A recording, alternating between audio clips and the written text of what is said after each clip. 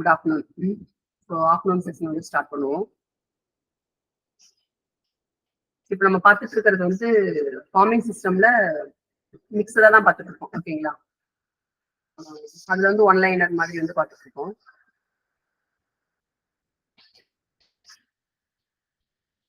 Okay, so soil வந்து ரொம்ப dark கலரா கருப்பா இருக்கு அப்படின்னு என்ன அர்த்தம்? ஒண்ணு அது வந்து கிளே சாயிலா இருக்கணும் இல்லைங்களா, களிமண் பூமியா இருக்கணும். அடுத்து வந்து அதுல ஹியூமஸ் கண்டென்ட் வந்து அதிகமா இருக்கணும். ஹியூமஸ் அல்லது ஆர்கானிக் கண்டென்ட் அப்படின்னு சொல்லி சொல்லுவாங்க.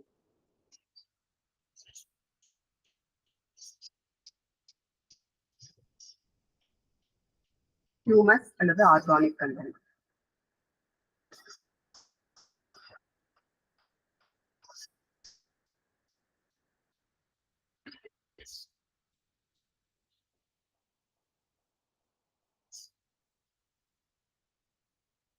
ஓகே, நம்ம இந்த சாயில் எரோசன் பத்தி பார்த்துட்டு இருந்தோம் இல்லைங்களா. சாயில் எரோசன்ல மைனிங் அப்படின்னு சொல்லுவாங்கல்ல. மைனிங்னா என்ன அர்த்தம்?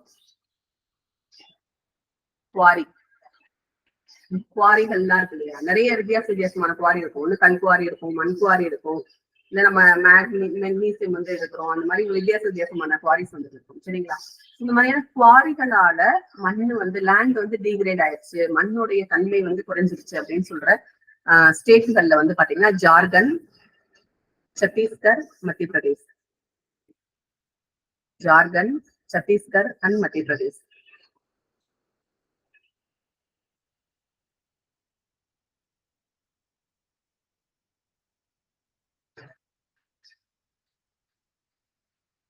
ஜார்க்கண்ட், சத்தீஸ்கர் அண்ட் மத்திய பிரதேஷ். இந்த 3 மாநிலங்களையும் வந்து பாத்தீங்கன்னா இந்த குவாரிகள் வந்து அதிகமா இருக்கிறதால அங்க இருக்கிற லேண்ட் வந்து டீக்ரேட் ஆயிடுச்சு, அங்க இருக்கிற நிலம் வந்து பாதிப்படைஞ்சிருக்கு அப்படின்னு சொல்றாங்க. ஓகேங்களா, அடுத்து ஒரு 3 மாநிலங்கள் வந்து பாத்தீங்கன்னா அதிகப்படியான மேய்ச்சலால்,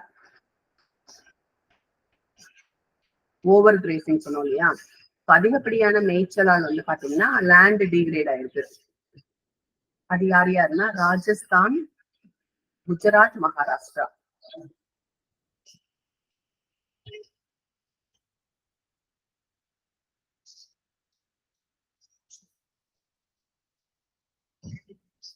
குஜராத், ராஜஸ்தான், மகாராஷ்டிரா.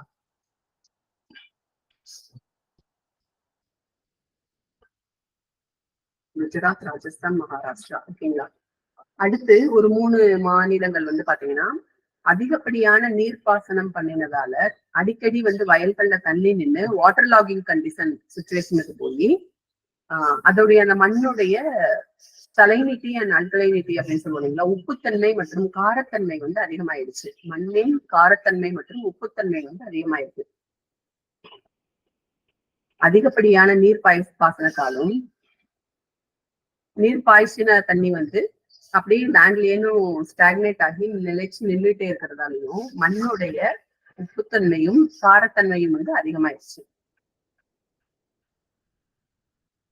அது எந்தெந்த மாநிலங்கள் அப்படின்னு பாத்தீங்கன்னா பஞ்சாப், ஹரியானா, உத்தரப்பிரதேஷ்.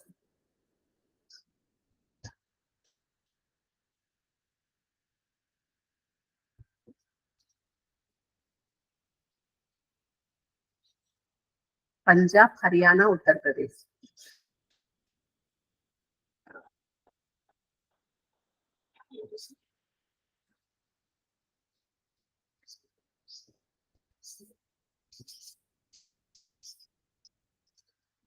ஓகே, இப்போ நம்ம சாயில் பிஹெச் வந்து பாக்குறப்ப ஒரு ஜஸ்ட் ஒரு ஈஸியா ஞாபகம் வச்சுக்கிறதுக்கு வேண்டி வந்து ஒரு இது பார்க்கணும்னு நினைச்சிருந்தேன். ஸோ இது சொல்லியிருக்கோம்னு நினைக்கிறேன் ஏற்கனவே கிளாஸ்ல, இனிமே சொல்லிடலாம் இன்னொரு ஞாபகப்படுத்துறதுக்கான தப்பு இல்லை. நம்ம வந்து மண்ணுல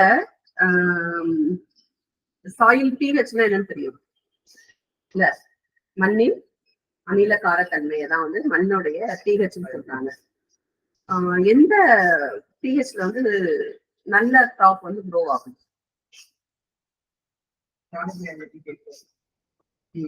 4.5 ரொம்ப அசிடிக் இல்லையா? 4.5 4.5 6.5 6.5 சரிங்களா. 4.5 வந்து எக்ஸ்ட்ரீம் அசிடிக் ஆயிடும். சரிங்களா? சோ 4.5 நீங்க சொன்ன 4.5 pHல டீ நல்லா வரும். டீ கிராப்ஸ் சொல்ல டீ கிராப் வந்து ஆசிட் லவிங் கிராப் அப்படின்னு சொல்லுவாங்க. அதுக்கு வந்து அமிலத்தன்மையுடைய மண் வந்து மிகவும் பிடிக்கும். யாருக்கு? Tea crop. சரிங்களா? அது வந்து 4.5ல நல்லா வளரும். அதனாலதான் வந்து மலை பிரதேசங்கள்ல அது அதிகமா காணப்படுது, பயிரிடுறாங்க. டீயை வந்து அதிகமா பயிரிடுறாங்க. மலை பிரதேசங்கள்ல வந்து அமிலத்தன்மையுடைய மண்கள் அதிகமாக இருக்கும். ஏன்?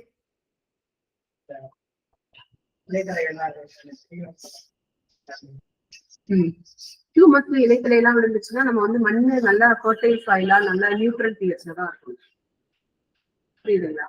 ஏன் அங்க வந்து அப்படி ஆயிடுது அப்படின்னா, ஒண்ணு மழை பெய்யறப்ப வந்து என்ன ஆகும்னா அந்த சாயில்ல இருக்கிற அந்த நியூட்ரியன்ஸ் எல்லாத்தையுமே வந்து எடுத்துக்கிட்டு கீழே எரோட கீழே தானே வருது. புரியுதுங்களா? அப்ப அந்த நைட்ரு, அந்த சோடியம், அந்த மாதிரியான அந்த உப்புக்கள் எல்லாமே என்ன ஆகுதுன்னா மழை தண்ணியில அரிச்சு கீழே வந்துருது. அப்ப மிச்சம் அங்க என்ன இருக்குன்னா ஆசிட் மட்டும்தான் மேல இருக்கு. அதனாலதான் மலை பிரதேசங்கள்ல வந்து அசிடிக் சாயிலா வந்து இருக்கு. சரிங்களா? இது இம்பார்ட்டன்டான கேள்வி. மலை பிரதேச யூஸ்வலானும் ஆசிட் கிராப்ஸ் இருக்கு இல்லையா? ஆசிட்னா என்ன அர்த்தம்? அசிடிக் சாயில்னா என்ன அர்த்தம்? அசிடிக் சாயில்னா என்ன அர்த்தம்? பிஹெச் வந்து எந்த ரேஞ்ச்ல இருக்கணும்? Less than 7. 7க்கு கீழே இருந்துச்சுனாலே அது ஆசிட். 7க்கு மேல இருந்தா காரம், அல்கலை. 7 இருந்துச்சுன்னா நியூட்ரல், நடுநிலை. இந்த இதுவுமே ரொம்ப முக்கியம். ஒரு ஸ்கேல் மாதிரி போடுங்க. பிஹெச் ஸ்கேல் வந்து என்ன இதுல இருக்கும்? 0 to 14. பிஹெச் ஸ்கேல் என்ன ரேஞ்ச்ல இருக்கும்? 0 to 14.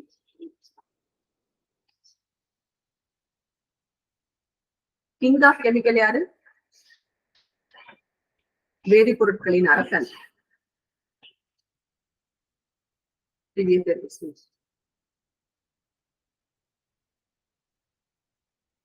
வேதிப்பொருட்களின் அரசன், கிங் ஆஃப் கெமிக்கல்ஸ்.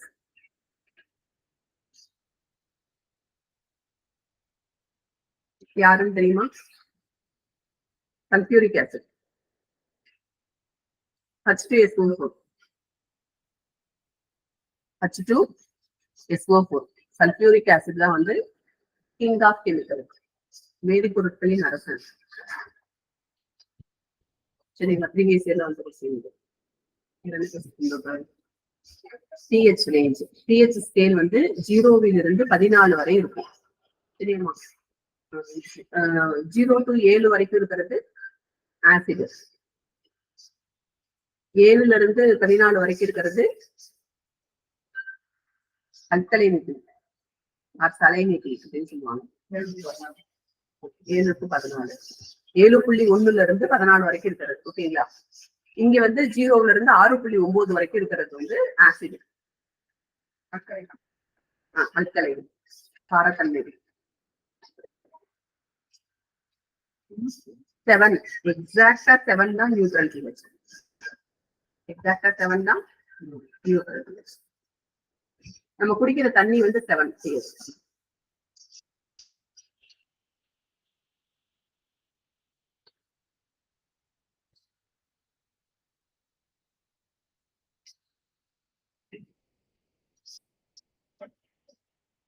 சரிங்களா? அதாவது 6.5 6 வந்து மைல்டு அசிடிக் அப்படின்னு சொல்லுவாங்க. மைல்டு அசிடிக், ரொம்ப ஆசிட் கிடையாது. 6.5ங்கிறது வந்து ரொம்ப மைல்டு அசிடிக் தான். அதெல்லாம் இருக்கும். கிராப் நல்லா வளரும். 7.9 7 8 வரைக்கும் வந்து கிராப் வளரும். இந்த சைடு அல்கலைனிக் போடுங்கன்னா அதாவது 7.7 இல்ல 7.8 வரைக்கும் நல்லா வளரும் பிளான்ட். அதுக்கு மேல போச்சுன்னா அப்பயும் ஸ்கார்சிட்டி எஃபெக்ட் எல்லாம் வரும். ஸ்கார்சிட்டினா அந்த கருவி போறது எஃபெக்ட் எல்லாமே வரும். ஓகேங்களா? அது வந்து பிஹெச். இப்ப இந்த பிஹெச்ல சாயில் சயின்ஸ்ல வந்துட்டு ஒரு முக்கியமா ஒரு கேள்வி கேட்பாங்க. என்ன கேள்வி கேட்பாங்கன்னா, அசிடிக் சாயில்ல டேஸ் நியூட்ரியன் வந்து கம்மியா இருக்கும் இல்ல கூட இருக்கும் அப்படின்னு ஒரு கேள்வி வரும் அடிக்கடி. பாத்திருக்கீங்களா? பாத்திருந்தீங்களா சொல்லிச்சு. சரியா? ஜென்ரலா கண்ணை மூடிக்கிட்டு, ஓகேவா, அசிடிக் சாயில்னா நம்ம மேஜர் நியூட்ரியன் சொல்றோம்ல, NPK, அது வந்து எப்பயுமே டெபிசிட்டா தான் இருக்கும். புரியுதுங்களா? நீங்க அதுல வந்து கொடுத்துருப்பாங்க அந்த மண்ணுல, இதுல வந்து இது அதிகமா இருக்கும், இது இப்படி குறைச்சிருக்கும், இப்படி இருக்கும். அதுல நிறைய கொஸ்டின்ஸ் வந்துருக்கும். அதெல்லாம் படிச்சு நிறைய ஞாபகத்துல வச்சுக்கிறது வந்து கன்ஃபியூஸ் ஆகும் கண்டிப்பா. கண்ணை மூடிக்கிட்டு இது வந்து ஒரு சின்ன ஒரு ஃபார்முலா, ஒரு ட்ரிக். சரியா? அசிடிக் சாயில்னா என்ன கம்மியா இருக்கும்? NPK கம்மியா. அப்ப என்ன அதிகமா இருக்கும்? Micro nutrients.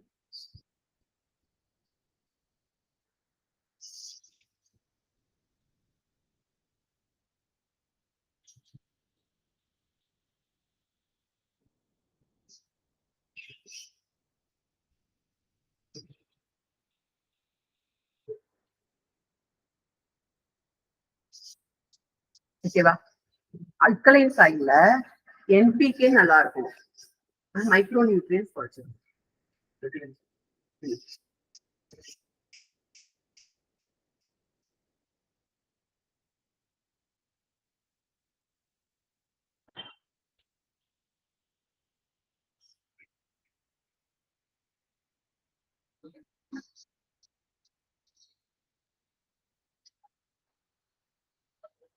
இந்த நியூட்ரல் சொல்றோம்ல 7, அதுல எல்லாமே கரெக்டா இருக்கு.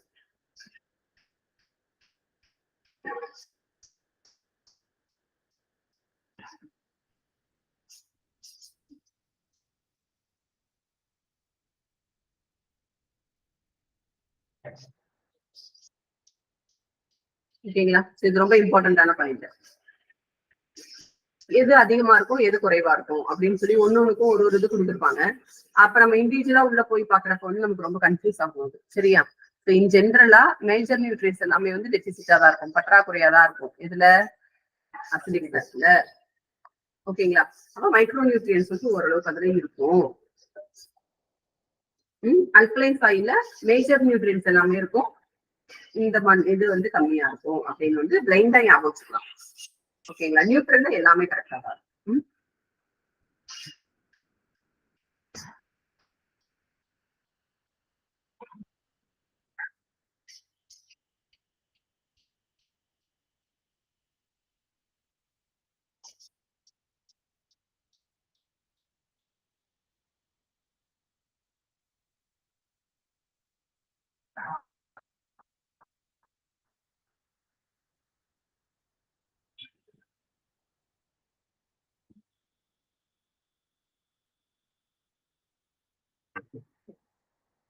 நம்ம இந்தியாவுல எந்த வகையான மண் வந்து அதிகமா காணப்படுது?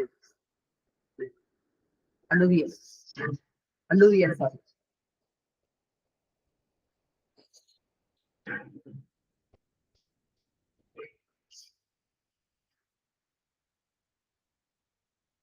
அலுவியல் சாயில் தான் வந்து இந்தியாவுல ஒயிட் ஸ்ப்ரெட்டா இருக்கு, அதிகமா காணப்படுது.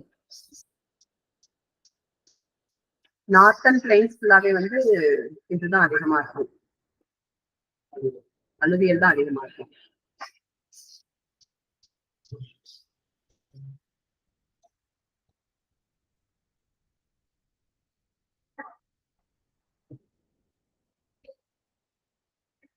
அடுத்து அலுவியல் சாயில் வந்து பாத்தீங்கன்னா எங்க அதிகமா இருக்கும் அப்படின்னு பாத்தீங்கன்னா இந்த என்ன சொல்றது, அந்த வண்டல் மண் பிரதேசங்களா, அதாவது ஆற்று படுகைகள் சொல்றோம்ல, ஆற்று படுகைகள் அப்படின்னு சொல்லுவாங்க, ரிவர் வேலிஸ் இருக்குல்ல. ஸோ இந்த ரிவர் வேலிஸ்ல தான் வந்து அலுவியல் சாயில் அதிகமா காணப்படும். அலுவியல் சாயில் வந்து ஃபர்டைல் சாயில் அப்படின்னு சொல்லுவோம். நல்ல மண்ணெல்லாம் அடிச்சுட்டு வந்து நல்லா அந்த மண்ணில் இருக்க சத்து எல்லாமே அங்கே கிடக்கும். ஓகேங்களா? ஸோ அது வந்து ஃபர்டைல் சாயில், நல்ல வளமான மண் அப்படின்னா அது வந்து அலுவியல் சாயில் சொல்லலாம்.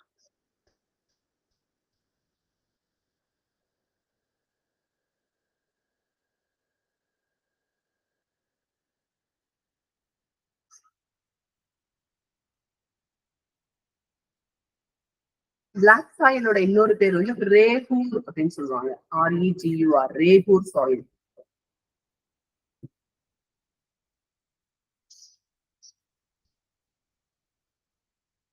ஸோ பிளாக் காட்டன் சாயிலுக்கு இன்னொரு பேர் வந்து பிளாக் சாயில் அப்படின்னு சொல்லுவாங்க இல்லையா?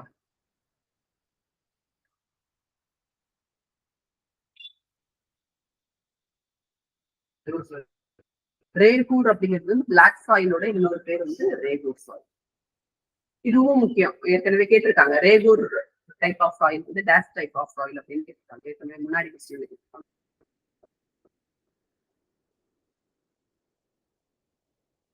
ரெட் சாயில் வந்து எங்க அதிகமா இருக்குன்னா Orissa, Chhattisgarh, Western God's.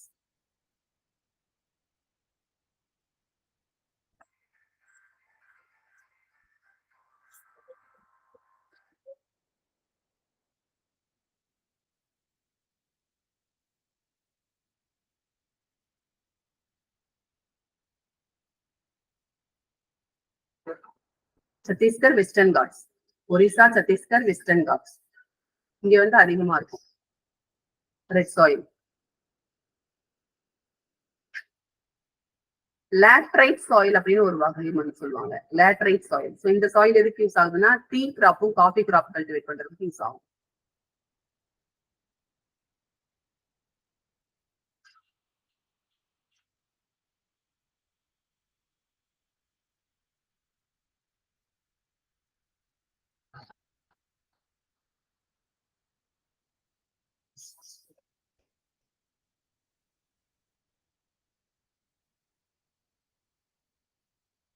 Laterite soil வந்து suitable for tea and coffee cultivation. நம்ம இந்த ஏரிட் ஜோன்ஸ் எல்லாம் சொல்றோம்ல, ஏரிட் சாயில்ஸ் அப்படின்னு சொல்லுவாங்க இல்லைங்களா, அங்கே வந்து பாத்தீங்கன்னா red two brown colour soil வந்து அதிகமா காணப்படும். ஏரிட் ஜோன்ல ரெட் கலர் சாயில் வந்து அதிகமா காணப்படும். ஏன் வந்து மண்ணு ரெட்டா இருக்கு?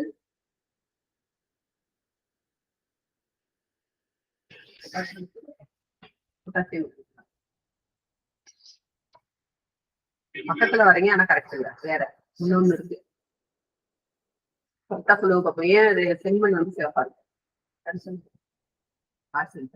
அரிசி என்ன வெள்ளையாக? ஃபெர்ரஸ். அயன் அதிகமா இருக்கு இதுல. ஃபெர்ரஸ் இருக்கு. அயன் சத்து அதிகமா இருக்கு இங்க ரெட் சாயில். அதனால செம்மண் சிறப்பா இருக்கு.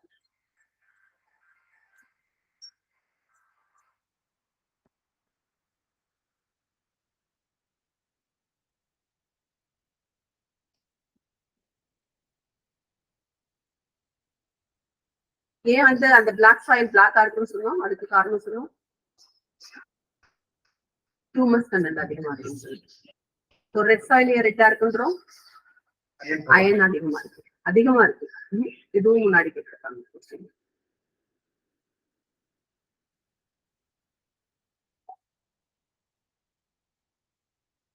ஓகே. சோ வளங்களை வந்து ரெண்டு வகையா பிரிப்பாங்க. ஒன்று வந்து பயோட்டிக் ரிசோர்ஸ், ஒன்று வந்து ஏபயோட்டிக் ரிசோர்ஸ். அதாவது உயிருள்ள வளங்கள், உயிரற்ற வளங்கள் அப்படின்னு ரெண்டு வகையா பிரிப்பாங்க.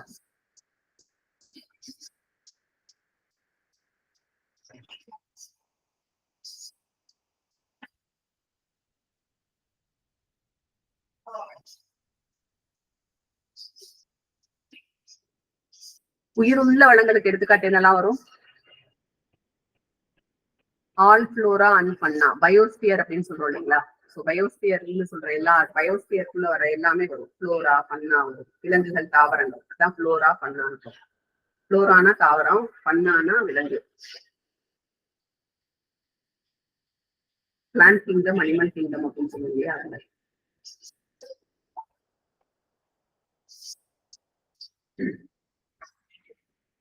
ஏபயோட்டிக் ஃபேக்டர்ஸ்ல உயிரற்றதுல என்ன வரும்? லேண்டு, ராக்கு எல்லாமே வரும். அனைத்து உயிரற்ற திங்ஸ்மே வரும். மெட்டல்ஸ் எல்லாமே வரும். அது மாதிரி வளங்களை வந்து இன்னும் ரெண்டு வகையா பிரிப்பாங்க. புதுப்பிக்கத்தக்க வளங்கள், இயலாத வளங்கள் அப்படின்னு ஒரு ரெண்டா பிரிப்பாங்க இல்லையா. இல்ல கேள்விப்படும். அது என்ன வித்தியாசம்? ரெண்டுக்கும் என்ன வித்தியாசம்? புதுப்பிக்கத்தக்க வளத்திற்கும் புதுப்பிக்கத்தக்க இயலாத வளத்திற்கும் என்ன வித்தியாசம்? Very good.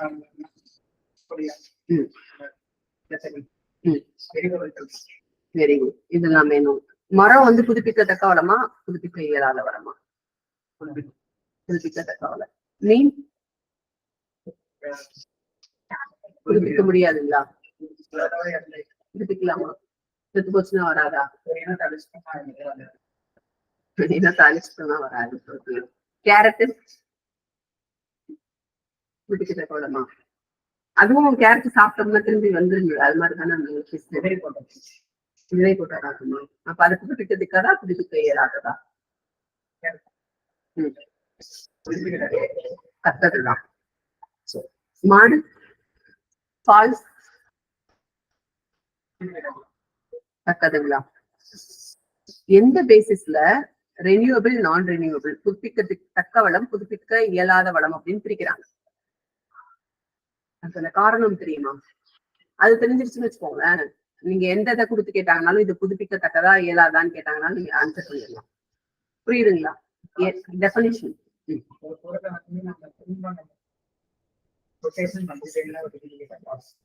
சரி, மண்ணு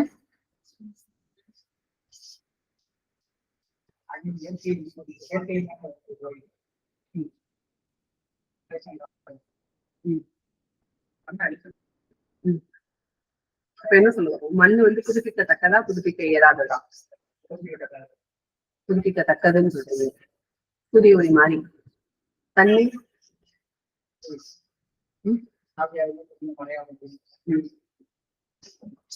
டெஃபினிஷன் எழுதிக்கலாம். அதுக்கான அந்த எதை பேஸ் பண்ணி வந்து அவங்க பிரிக்கிறாங்க அப்படின்னு பார்த்தோம்னா தெரிஞ்சுக்கணும். சரிங்களா? ஒரு மனிதனின் ஆயுள் காலத்திற்குள்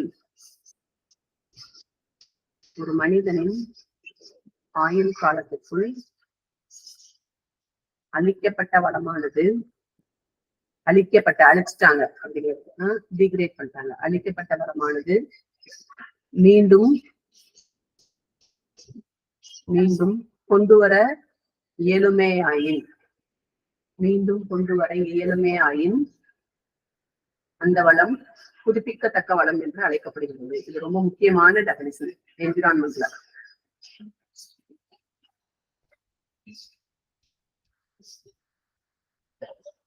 அது இயற்கையா உருவானாலும் சரி, செயற்கையா நீங்களா பண்ணீங்கனாலும் சரி, ஏதோ ஒண்ணு பண்ணி ஒரு மனுஷனோட வாழ்நாள்னு சொல்ற அந்த 70 to 80 வருஷத்துக்குள்ளார நீங்க அழிச்ச ஒரு வளம் திரும்பியும் வந்துடுச்சு அப்படின்னா அதுக்கு பேரு புதுப்பிக்கத்தக்க வளம். புரியுதுங்களா? அப்ப பிஸ்து நம்ம சாப்பிட பிடிச்சு இல்ல, அப்புறம் திரும்பி பிடிச்சு வருமா வராதாங்க? வரும். புரியுதுங்களா? அது புதுப்பிக்கத்தக்க வளம். ஓகேவா? ஏன் நீங்க சொன்ன பெட்ரோலியம் ப்ராடக்ட்ஸ் வந்து புதுப்பிக்க இயலாத வளம் அப்படின்னு சொல்றீங்கன்னா, அதுவும் திரும்பி கொண்டு வர முடியும், இல்லைன்னு கிடையாது. இல்ல, பூமிக்குள்ள எப்படி பெட்ரோலியம் ப்ராடக்ட்ஸ் வந்துச்சு? ஒரு 1000-2000 வருஷத்துக்கு முன்னாடி, 400 வருடங்களுக்கு முன்னாடி இந்த எர்த்குவைக் இந்த மாதிரியான சம் டிசாஸ்டர்ஸால வந்துட்டு திரும்பி என்ன ஆயிருது? மேல இருக்க பொருள் எல்லாம் உள்ள போச்சு. அந்த உள்ள இருக்கிறது வந்து இந்த கம்ப்ரஷன் அந்த மாதிரிலாம் ஆகி பெட்ரோலியம் ப்ராடக்ட்ஸ் இப்ப வந்துட்டு இருக்குது. கரெக்டா? அப்படிதானே இப்ப ஒரு பெட்ரோலியம் ப்ராடக்ட்ஸ். அதான் ஃபாசில் ஃபியூயல்ஸ் அப்படின்னு சொல்லுவாங்க இல்லையா? ஃபாசில் ஃபியூயல்ஸ் அப்படின்னு சொல்லுவாங்க. இப்ப திரும்பியும் அதே மாதிரி பெட்ரோலியம் வந்து வரணும்னா என்ன ஆகணும்? இன்னும் ஒரு 400 வருஷம் ஆகும். புரியுதுங்களா? அப்பதான் திரும்பி பெட்ரோல் கிடைக்கும். அப்ப அந்த 400 வருஷங்கிறது வந்து மனிதனின் வாழ்நாள் கிடையாது, அதோட அதிகம். அதனாலதான் என்ன ஆகுது? நம்ம அந்த வளத்தை வந்து புதுப்பிக்கத்தக்க இயலாத வளம் அப்படின்னு சொல்லிடுறோம். புரியுதுங்களா?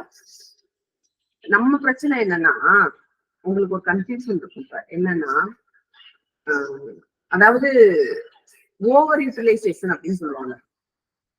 ஓவர் யூட்டிலைசேஷன் நம்மளால ரீப்ளேஸ் பண்ண முடிஞ்ச அளவுக்கு நம்ம எடுத்தோம்னா அதுல இருந்து பிரச்சனை இல்லை.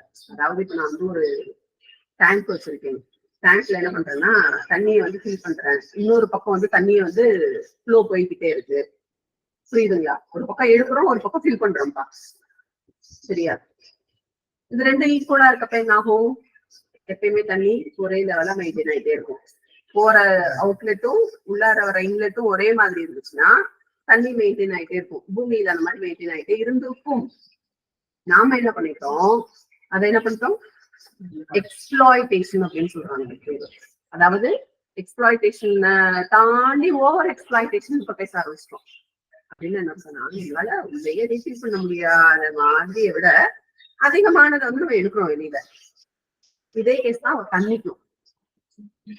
புரியுதுங்களா? தண்ணி வந்து என்னதான் ரெனியூவபிள் ரிசோர்ஸா இருந்தாலும் என்ன ஆயிடுச்சு? இப்ப நிறைய ஏரியால எல்லாம் என்ன ஆயிட்டு வருதுன்னா ட்ரை ஸ்பின்னு சொல்றாங்க. இனிமே எல்லாம் இங்க தண்ணியே கிடையாதுடா, இனிமே வந்து தண்ணியே அந்த பூமியிலே இல்ல, இருந்துட்டு எல்லாத்தையும் உறிஞ்சி எடுத்துட்டோம்.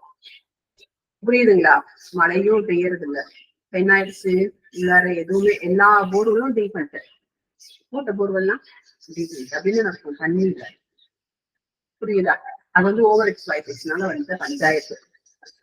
புரியுதுங்களா? நம்ம எடுக்கிற அளவு தண்ணியை என்ன பண்ணணும், திரும்பியும் பூமிக்குள்ள ரீஃபில் பண்ணணும். நம்ம இருக்கிற இடத்த எல்லாத்தையும் கான்கிரீட் போட்டு வச்சு என்ன பண்ணி வச்சுருவோம், உள்ளுக்குள்ளேயே தண்ணியே போக விட மாட்டோம்.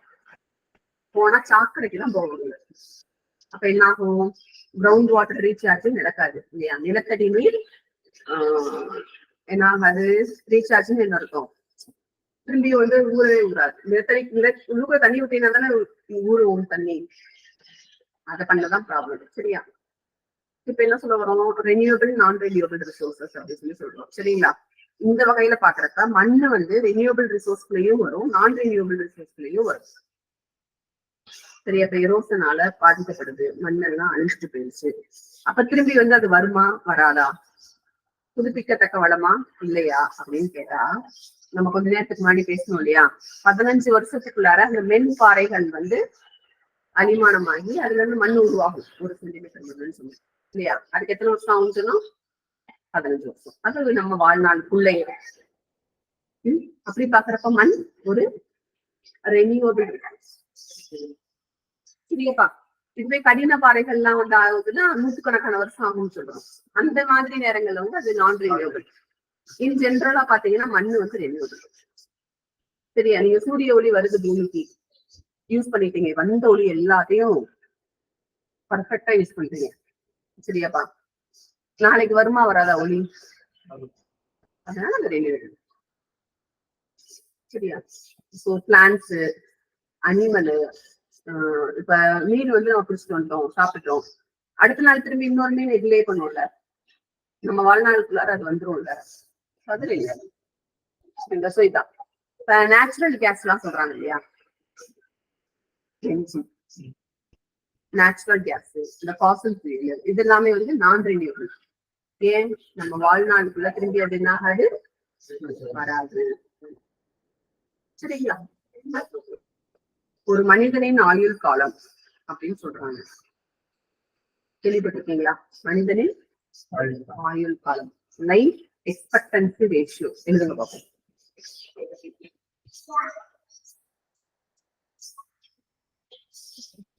மனிதனின் சராசரி ஆயுள் காலம்,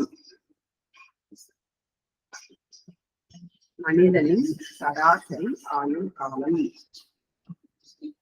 லைஃப் எக்ஸ்பெக்டன்சி ரேஷியோ அப்படின்னா LER அப்படின்னு சொல்லுவாங்க. இது வந்து நம்ம ஜிஎஸ்ல ரொம்ப முக்கியம். நம்ம இதுல வருவாங்க இல்லைங்களா, டெவலப்மெண்ட் அட்மினிஸ்ட்ரேஷன் 9வது இது இருக்கு இல்லையா, இது இருக்கு இல்லையா, அதுக்குள்ள வருவாங்க லைஃப் எக்ஸ்பெக்டன்சி ரேஷியோ அப்படின்வாங்க.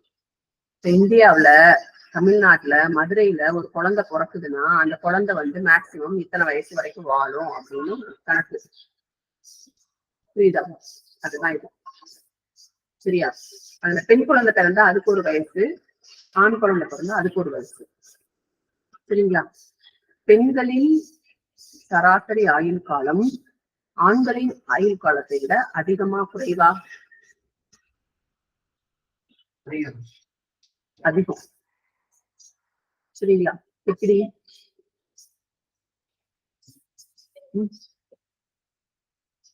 ஒண்ணு ஆக்குபேஷனல் ஹசார்ட்ஸ் அப்படின்னு சொல்லுவாங்க, ஆண்களுடைய வேலை. புரியுதுங்களா? அவங்க மேல கட்டடத்துக்கு மேல ஏறி வேலை பார்த்து ரோடு கீழே வந்து ஆக்சிடென்ட் அந்த மாதிரி அதிகமா பெண்களை கம்பேர் பண்றப்ப இல்ல. இன்னொன்னு, ஆண்களுக்கு வந்துட்டு நிறைய இந்த பேட் ஹேபிட்ஸ் வந்துட்டு இருக்கும், ட்ரிங்கிங் ஹேபிட்ஸ் இருக்கும், ஸ்மோக்கிங் இருக்கும். அதனால அவங்களோட ஆயுள் காலம் என்ன ஆகுது, குறையும். சரிங்களா? இந்த சராசரி ஆயுள் காலமானது எவ்வாறு கணக்கிடப்படுகிறது அப்படின்னு பாத்தீங்கன்னா, கடந்த ஒரு 10 வருடத்தில், இதெல்லாமே எழுதி வச்சுக்கோங்க, இதெல்லாமே ரொம்ப இம்பார்ட்டன்ட். ஓகேங்களா? வைட்டல் ஸ்டாட்டிஸ்டிக்ஸ் அப்படின்னு சொல்லுவாங்க இதெல்லாம் பேரு. கடந்த ஒரு 10 ஆண்டுகளில் SROE அந்த எந்த பகுதியை பாக்குறீங்களோ அந்த பகுதியை, இந்தியானா இந்தியா முழுமைக்கும் பார்ப்பாங்க. ஓகேங்களா? இயற்கை மரணத்தினால், அது ரொம்ப முக்கியம், இயற்கை மரணத்தினால் உயிரிழந்தவர்களின் எண்ணிக்கையையும் இயற்கை மரணத்தினால் உயிரிழந்தவர்களின் எண்ணிக்கையையும் அவர்களது ஆயுள் காலத்தினையும் கணக்கில் கொண்டு எந்த வயசுல செத்தாங்க, சரியாப்பா, எப்படி செத்தாங்க, இந்த 2 விஷயத்த வச்சுதான்ப்பா கணக்கு போடுறாங்க சராசரி ஆயுள் காலம். முன்னாடி காலத்துல சராசரி ஆயுள் காலம் இந்தியர்களுக்கு 40 வயசு தான் இருந்துச்சு. முன்பு என்றால் 1970, 60களில் 40களில் வந்து பாத்தீங்கன்னா நம்மளோட சராசரி ஆயுள் காலம் 40 வயசு தான் இருந்துச்சு. 40 45 வயசு தான் இருந்துச்சு. இன்னைக்கு அது வந்து 70 75 வயசா மாறுது. புரியுதா எப்படி மாறுச்சு? ஆனா நம்ம எல்லாம் பேசுவோம், அந்த காலத்துல தானே எல்லாரும் நல்லா வாழ்ந்தாங்க, 100 வயசு வரைக்கும் வாழ்ந்தாங்கன்னு பேசுவோம் நம்மள. இது என்ன கணக்கு அப்படின்னு பாத்தீங்கன்னா, நம்ம முன்னாடியே சொல்லிட்டோம், சராசரி அந்த இறப்பு இயற்கை எய்தியவர்கள்ல வந்து இயற்கை மரணத்துல வந்து எத்தனை பேர் எடுத்துட்டாங்கன்னு பாக்குறாங்க இல்லையா. அந்த காலத்துல எல்லாம் வந்து பாத்தீங்கன்னா இப்ப காலரா வருது, இல்ல சீதபேதி வருது, இல்ல ஏதோ ஒரு வியாதி வருதுன்னா அந்த கம்யூனிகபிள் டிசீஸ் அப்படின்னு சொல்லுவாங்க, தொற்று நோய்கள் வந்து அதிகம், அதனால் பாதிக்கப்பட்டு ஒரு ஊரே தான் அழிஞ்சிருக்கும் இல்லையாப்பா. புரியுதுங்களா? அதெல்லாம் இயற்கை மரணம் தானே, அப்படித்தானே. அவங்களா போய் சூசைடா பண்ணிக்கிட்டாங்க பாவம், இயற்கை மரணம், சரியா. அதனால அந்த சராசரி ஆயுட்காலம் அப்ப குறைவா இருந்துச்சு, சரியாப்பா. இத்தனையும் தாண்டி வாழ்ந்தவே 100 வயசு 120 வயசு வரைக்கும் வாழ்ந்தாங்க, ஸ்ட்ராங்கா திலகாரத்தரமா. இன்னைக்கு நம்மளே மாதிரி இத்தனை பஞ்சாயத்து எல்லாம் வச்சுக்கலாம் வாழல, புரியுதுங்களா.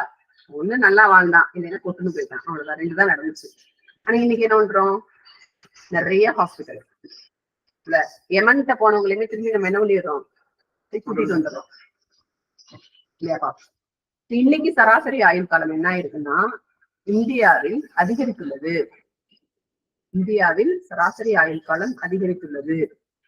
அதுல எந்த மாநிலத்தின் சராசரி ஆயுள் காலம் அதிகம்னா கேரளா.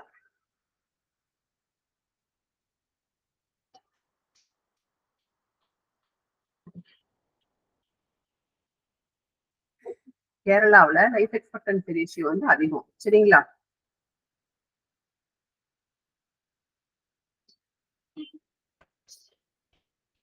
இந்தியாவுடைய லைஃப் எக்ஸ்பெக்டன்சி ரேஷியோ எவ்வளவு இன்னைக்கு தேதியில?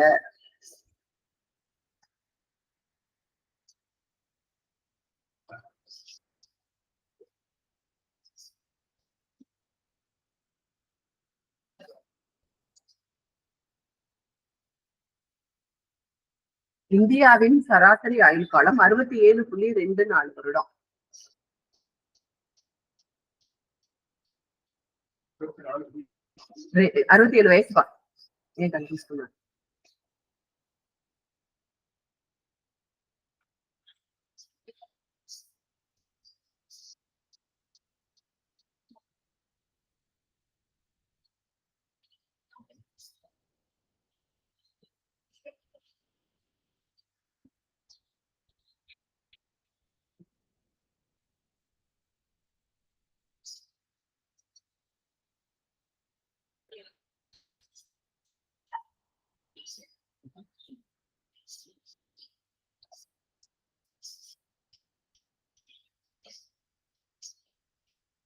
மேலுக்கு வந்து இது குறைவு, சரியா. ஆண்களுக்கு வந்து குறைவு, பெண்களுக்கு வந்து அதிகம். 67ங்கிறது வந்து பழைய டேட்டா. புது டேட்டா 2023 டேட்டா வந்து 70.42. 70 வயசு வரைக்கும் வாழ்வாங்க இங்க. ஒரு ஆள் பிறந்தாங்கன்னா இந்தியாவுல பிறந்த ஆளு 70.42 வயசு வரைக்கும் வந்து வாழ்வாங்க. இந்த லைஃப் எக்ஸ்பெக்டன்சி ரேஷியோ வந்து பாத்தீங்கன்னா முன்னாடி காலத்தை விட அதிகமாயிட்டே தான் போகுது, ஓகேங்களா. இன்க்ரீசிங் ட்ரெண்ட்ல தான் இருக்கு. 70 இயர்ஸ்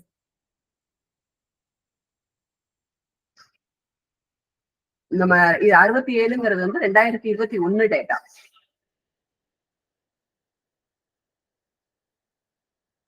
ஆனா இதுவே இன்னும் கனடா மற்ற ஜப்பான் சைனீஸ்க்கு எல்லாம் வந்து பாத்தீங்கன்னா எல்லாம் 100 இயர்ஸ் அந்த மாதிரி ரொம்ப அதிகம். அவங்களுடைய லைஃப் எக்ஸ்பெக்டன்சி ரேஷியோ வந்து சைனாலையும் ஜப்பான்லயும் ரொம்ப அதிகம், நம்மள என்ன கம்பேர் பண்றப்ப.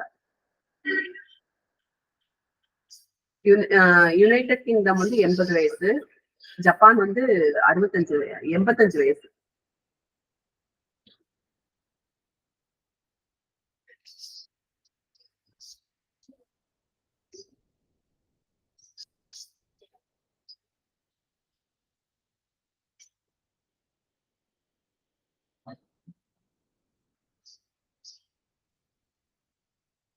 இது வந்து as per WHO, நம்ம world health data, world health organisation சொல்றோம் இல்லையா, WHO, வேர்ல்ட் ஹெல்த் ஆர்கனைசேஷன். அவங்க எங்க இருக்காங்க?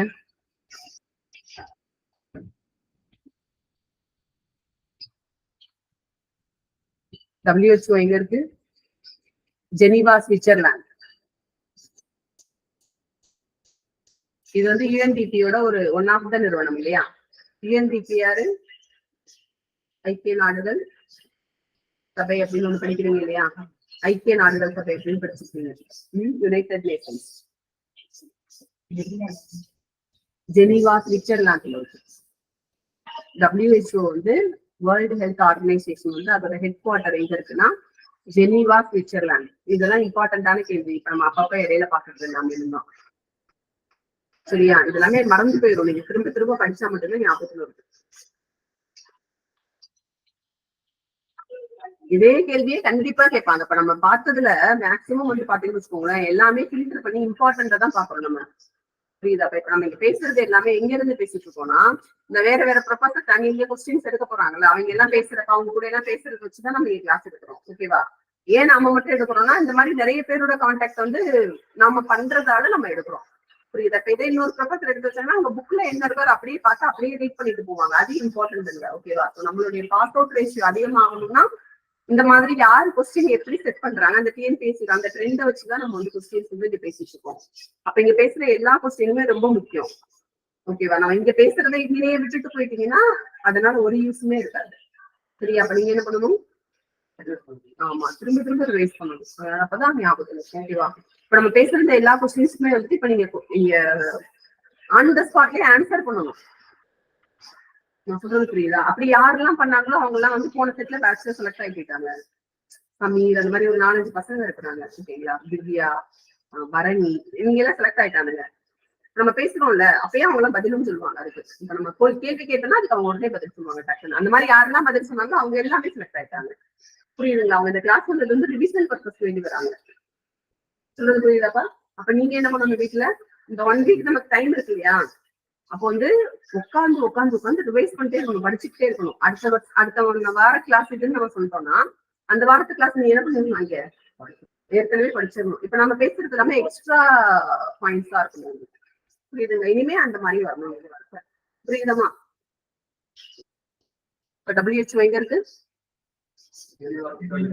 Geneva, Switzerland. சரியா?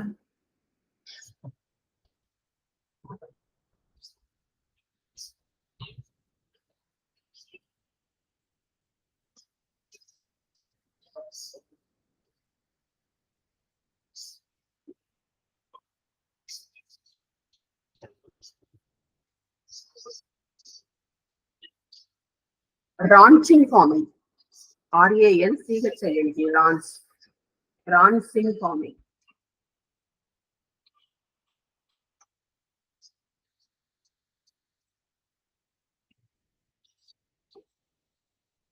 ரான்சிங் ஃபார்மிங்ல என்ன இருக்குன்னா, ஒரு பொதுவான பப்ளிக் பிளேஸ்ல, பப்ளிக் இடத்துல ஆடு மாடு விட்டு மேய்க்க வருவாங்கல்ல, நம்ம புறம்போக்கு இடத்துல ஆடு மாடு வைக்கிறாங்கல்ல, அந்த வகையான ஃபார்மிங்க்கு ரான்சிங் ஃபார்மிங் அப்படின்னு பேரு.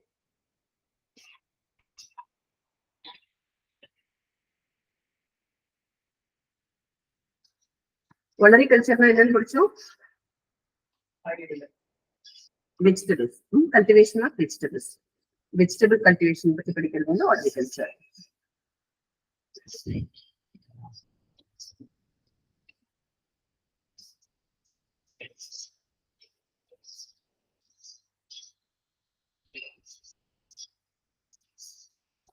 இந்த இன்டகிரேட்டட் ஃபார்மிங் சிஸ்டம் அப்படின்னு ஒரு சொல்றோம்ல, ஒருங்கிணைந்த பண்ணை மேலாண்மை அப்படின்னு சொல்றோம் இல்லையா? ஒருங்கிணைந்த பண்ணை மேலாண்மை, இன்டகிரேட்டட் ஃபார்மிங் சிஸ்டம். அதை வந்து நம்ம எதுக்கு வேண்டி எய்ம் பண்றோம்னா, ஹை பெனிஃபிட் காஸ்ட் ரேஷியோ வேண்டி, DCR அப்படின்னு படிச்சிருக்கோம் நம்ம. பெனிஃபிட் காஸ்ட் ரேஷியோ அப்படின்னு படிச்சிருக்கோம். அதாவது நிகர லாபம் இல்லையா, ஒரு பயிர் பண்றதால எனக்கு என்ன நிகர லாபம் வருது அப்படிங்கிறதா பெனிஃபிட் காஸ்ட் ரேஷியோ அப்படின்னு சொல்லுவாங்க. அந்த பெனிஃபிட் காஸ்ட் ரேஷியோ வந்து அதிகப்படுத்துவதற்கு வேண்டி ஒரு பயிரை வந்து நான் பாதுகாக்கிறப்ப அதுக்கு எவ்வளவு செலவு பண்ணணும், அதே சேம் கான்சன்ட்ரேஷன் தான் 2 பயிர் அந்த இடத்துல இருக்கப்பையும் வரும். அப்ப என்னுடைய அந்த இன்கம் வந்து என்னாகும், அதிகமாகும். ஓகேங்களா. காஸ்ட் ஆஃப் டிசிஆர்னு என்ன இருக்கும், cost of cultivation divided by income இல்லைங்களா. எவ்வளவு இன்கம் கிடைச்சது, எவ்வளவு காஸ்ட் ஆஃப் கல்டிவேஷன் பண்ணணும், அதை வச்சுதான் வந்து டிசிஆர் வந்து கால்குலேட் பண்ணுவாங்க. இந்த பெனிஃபிட் காஸ்ட் ரேஷியோ வந்து இன்டகிரேட்டட் ஃபார்மிங் சிஸ்டம்ல அதிகமாக்குறதுக்கு வேண்டிதான் வந்து ஐஎஃப்எஸ் வந்து போறோம். சரியா.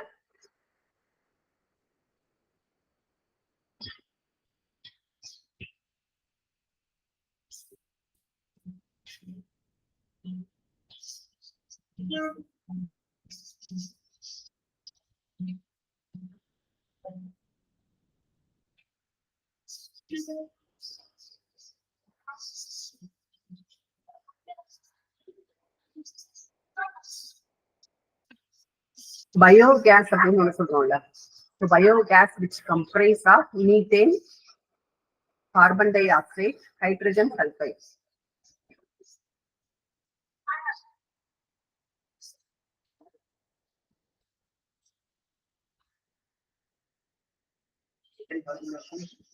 Methane, carbon dioxide, hydrogen sulfide.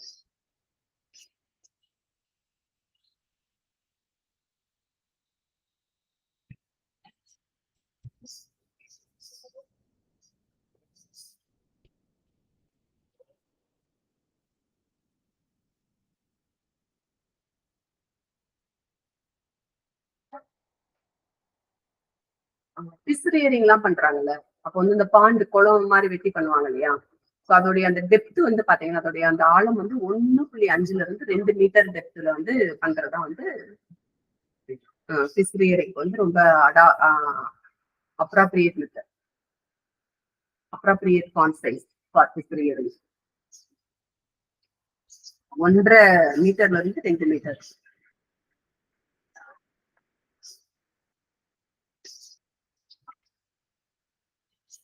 நம்ம இந்த தேனீக்கள் இருக்கு இல்லைங்களா, தேனீக்கள்ல ஏபிஸ் செரீனா அப்படிங்கிறது வந்து அதிகப்படியாக இந்த மலை பிரதேசங்கள்ல மேல ஹையர் ஆல்டிடியூட் சொல்லுவோம்ல, தரைமட்டத்திலிருந்து கடல் மட்டத்திலிருந்து மிகவும் அதிகமான ஹைட்ல தான் வந்து அது கூடு கட்டும். ஏபிஸ் செரீனா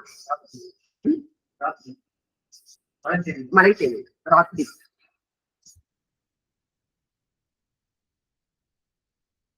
செரீனா வில்லியன்ஸ் அந்த மாதிரி ஏதாவது அப்படிங்க எப்பயுமே வந்து அவங்க ஹையரா தான் வந்து ஸ்கோர் பண்ணுவாங்க.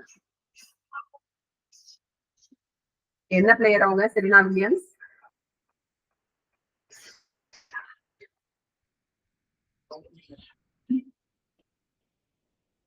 என்ன player Serena Williams?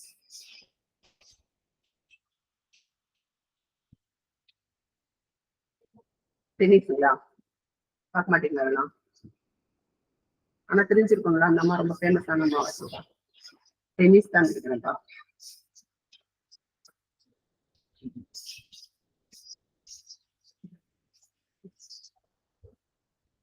Tennis player, American tennis player. Serena Williams வந்து டென்னிஸ் பிளேயர்.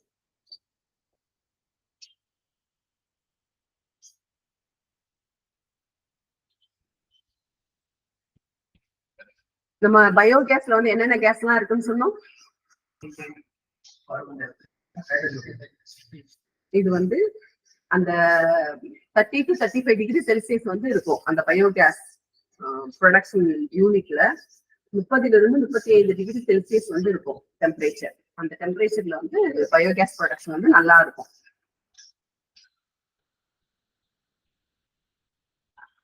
இந்த டெம்பரேச்சர் 30 to 35 டிகிரி செல்சியஸ்ல வந்து பயோகேஸ் ப்ரொடக்ஷன் வந்து நல்லா இருக்கும்.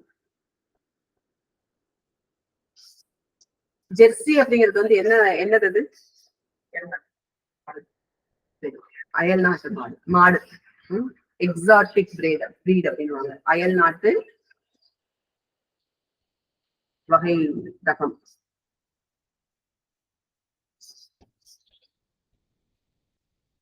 யாரு எந்த தேனி வந்து மேல நல்ல ஹைட்ல வந்து கூடு கட்டும்னு சொல்லும்? சரிண்ணா, ஏபிஸ். சரிண்ணா, ஏபிஸ் மெல்லிபெரா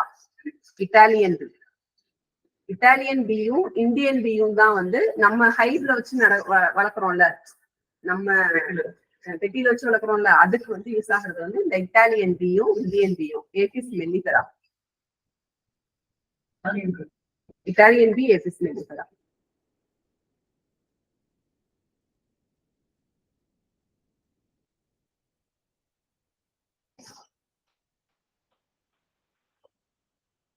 ஃபர்ஸ்ட் பயோகேஸ் ப்ரொடக்ஷன் வந்து வேர்ல்டு லெவல்ல எப்ப பண்ணாங்கன்னா 1939 வந்து பண்ணாங்க. 1939 வேர்ல்டு லெவல்ல ஃபர்ஸ்ட் பயோகேஸ் வந்து எப்ப கன்ஸ்ட்ரக்ட் பண்ணாங்கன்னா 1939, 1939.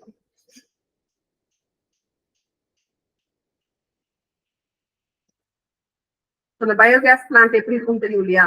டூம் டைப்ல இருக்கும். டூம் அந்த என்ன சொல்றது, டூம் அந்த அப்படித்தானே இருக்கும். நம்ம எதெல்லாம் வேணும், கோவில்னா பாத்தீங்கன்னா இந்த டூம் மாதிரி இருக்கும் இல்லையா, அந்த மாதிரி டூம் டைப்ல வந்து இருக்கும். அனரோபிக் கண்டிஷன்ல தான் பயோகேஸ் நல்லா ப்ரொடியூஸ் ஆகும். எத்தனை டிகிரி செல்சியஸ்ல வரும்னு சொன்னோம்? 30-35 டிகிரி செல்சியஸ். அது மாதிரி அனரோபிக் கண்டிஷன் அப்படின்னு சொல்லுவாங்க. அப்படின்னு இருக்கும் காற்று போகாத இடத்துலதான் வந்து நம்ம பயோகேஸ் வந்து ரொம்ப நல்லா ப்ரொடியூஸ் ஆகும். அனரோபிக். பெண்கெல்லாம் காற்று வெளி இருக்கு இல்லையா, ஆக்சிஜன் இருக்கு இந்த இடத்துல. இதுவே வந்து ஃபுல்லா அடைச்சு வச்சுட்டோம்னா என்ன ஆகும்? இருக்கு ஆக்சிஜன் எல்லாத்தையும் நம்ம சுவாசிச்சு முடிச்சதுக்கு அப்புறம் அனரோபிக் ஆயிடும். காத்து வர்றதுக்கு எங்கேயுமே வழியே இல்லை அப்படிங்கிற பட்சத்துல இல்லையா? ஸோ அந்த மாதிரி கண்டிஷன்ல தான் நல்லா வரும், நல்லா கேஸ் வந்து ஃபார்ம் ஆகும். ஸோ பிரைமரி கேஸ், பயோகேஸ்ல பிரைமரி கேஸ் அப்படின்னா ரொம்ப முக்கியமான கேஸ் எது அப்படின்னா மீத்தேன் தான் இல்லையா? மற்றதெல்லாம் ரொம்ப சும்மா சப்ஸ்டிடியூட்.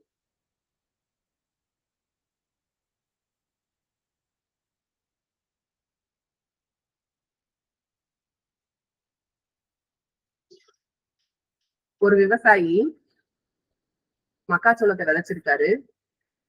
மக்காச்சோளத்தை ஹார்வெஸ்ட் பண்றதுக்கு முன்னாடியேனும் வீட்டை வந்து விதைச்சிட்டாரு. அதுக்கப்புறமா மக்காச்சோளத்தை ஹார்வெஸ்ட் பண்றாரு. இந்த வகையான கிராப்பிங் டைப் வந்து என்ன டைப் ஆஃப் கிராப்பிங் அப்படின்னு சொல்லுவோம்? Relay cropping. அந்த மிதி உளுந்து மாதிரி இது. ஓகேவா? மக்காச்சோளம் ஹார்வெஸ்ட் பண்ண போற ஸ்டேஜ்க்கு முன்னாடி அவர் வந்து வீட்டு கோதுமைய விதைச்சிட்டாரு. அதுக்கப்புறமா வந்து ஹார்வெஸ்ட் பண்றாரு கார்ன். அது என்ன வகைன்னா relay type of cropping.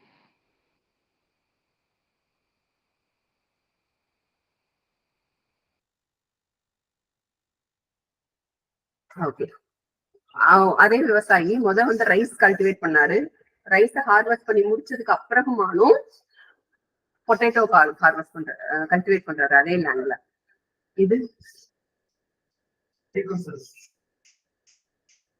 Sequential, தொடர்பயிர் சாகுபடி. சீக்வன்சியல் கிராப்பிங், தொடர்பயிர் சாகுபடி.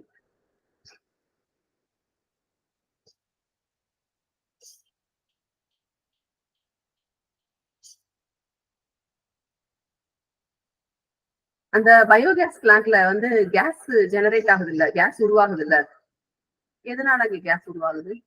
அது என்ன மெயின் இன்கிரீடியன்ட் வந்து அங்க நம்ம யூஸ் பண்றோம்? சாணம். ஓகேங்களா? கவுடங்க். ஸோ டங்கோட அவைலபிலிட்டி, அதோடைய அந்த குவான்டிட்டி அதிகமா இருந்துச்சு அப்படின்னா கேஸ் பிரச்சனை அதிகமா இருக்கும். சரிங்களா? அதனாலதான் வந்து என்ன சொல்றாங்கன்னா, நீங்க இந்த கவுடங்க மண்ணுல வந்து அப்ளை பண்றப்ப மீத்தேன் வந்து அதிகமா செக்ரிகேட் ஆகுது, மீத்தேன் வந்து அதிகமாக ப்ரொடியூஸ் ஆகுது. அதனால நம்மளுடைய புவி வந்து வெப்பமயம் அடையுது, புவி கிடையாது, குளோபல் வார்மிங் நடக்குது அப்படி சொல்லிட்டு ஒரு பக்கம் ஒரு சாரார் என்ன பேசுறாங்கன்னா, இயற்கை விவசாயம் நீங்க பண்றீங்கனாலும் இந்த சாணத்தை அப்படியே நீங்க கொண்டு போய் லேண்ட்ல அப்ளை பண்றீங்க இல்லையா, அப்ப வந்து என்ன ஆகுது, மீத்தேன் வந்து ஜெனரேட் ஆகும், ப்ரொடியூஸ் ஆகும் அப்படின்னு சொல்லி பேசுறாங்க. புரியுதுங்களா? இதுக்கு முன்னாடி நம்ம முன்னோர்கள்லாம் வந்து என்ன பண்ணாங்க, எப்படி சாணத்தை கொண்டு போய் அப்ளை பண்ணுவாங்க? அப்படியே டைரக்டா மாட்டுல இருந்து போட்டுருவாங்களா? வந்து காய வைப்பாங்க. அப்படி இல்லைன்னா வேற என்ன பண்ணுவாங்க, அந்த குப்பை குழின்னு ஒண்ணு வச்சிருப்பாங்க, குழி பறிச்சு வச்சிருப்பாங்க. இப்ப குழி வச்சிருப்பாங்க, அந்த குழிக்குள்ள இதை போடுவாங்க. அதோட சேர்த்து அந்த மாட்டோடைய அந்த இதெல்லாம் இருக்கு இல்லைங்களா, லீஃப் டெப்ரிஸ்ன்னு சொல்லுவாங்க இல்லைங்களா, கழிவுகள், அதையும் சேர்த்து போடுவாங்க. இந்த மாதிரி எல்லாம் வரதெல்லாம் போட்டு போட்டு வச்சு வாச குட்டின குப்பை, கிச்சன் குப்பை எல்லாத்தையும் உள்ள போட்டு போட்டு வச்சு மக்க வச்சு அதுக்கப்புறமா ஒரு 6 monthsல இருந்து 1 year அப்புறமா என்ன பண்ணுவாங்க, வயலுக்கு மாற்றுவாங்க. புரியுதுங்களா? அப்படி பண்றப்ப என்ன ஆயிரும்னா, இந்த இது எல்லாமே டீகம்போஸ் ஆயிடும். பவுடர் கொஞ்சம் என்ன ஆயிடும், டீகம்போஸ் ஆயிடும். டீகம்போஸ் ஆகிறதால என்ன நடக்கும், இந்த மீத்தேன் வந்து ஆகாது, வராது. அது வந்து ஆர்கானிக் சப்ஸ்டன்ஸா மாறிடும். ஓ கண்டென்ட் மட்டும் அதிகமா கொடுக்கும் மண்ணுக்கு. புரியுதுங்களா? இதெல்லாமே லாஜிக். ஏன் இந்த லாஜிக் பேசுறோம்னா ஃபியூச்சர்ல உங்களுக்கு வந்து யூஸ் ஆகும். அடுத்து நீங்க வந்து கொஸ்டின்ஸ் அந்த மாதிரி ஏதாவது கேட்டாங்கன்னா இதை பத்தி இப்ப ஏதாவது நிறைய டிபேட் போயிட்டு இருக்கு இதுல. இப்ப புரியுதுங்களா? இயற்கை விவசாயத்துல மண் இந்த மாதிரி சாணத்தை வந்து அப்ளை பண்றாங்க டைரக்டா, சரியா? அதனால மீத்தேன் வாயு வந்து அதிகமா ஜெனரேட் ஆகுது. மீத்தேன் வாயு ஜெனரேட் ஆகுறதால எங்களுடைய குளோப் வந்து வார்ம் ஆயிடுது, பூமி வந்து வெப்பமடைஞ்சிருக்கு அப்படின்னு சொல்லி சொல்றாங்க. ஓகேவா? ஓகே. இந்த கேஸ் ப்ரொடக்ஷன் வந்து பாத்தீங்கன்னா பர்டிகுலரா சம்மர் சீசன்ல அதிகமா இருக்குமா.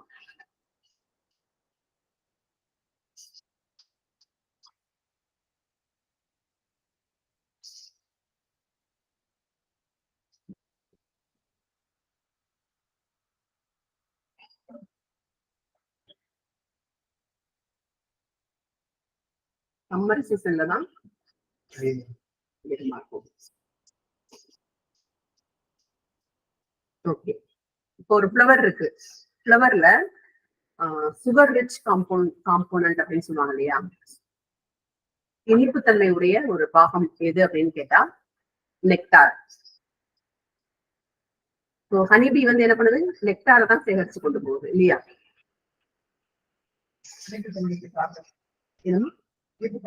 இந்த இனிப்புத்தன்மையுடைய பாகம் எது இல்ல பொருள் எது அப்படின்னா நெக்டார். நெக்டார்னா இது அந்த மகரந்த தூளா தமிழ்ல, நெக்டார்.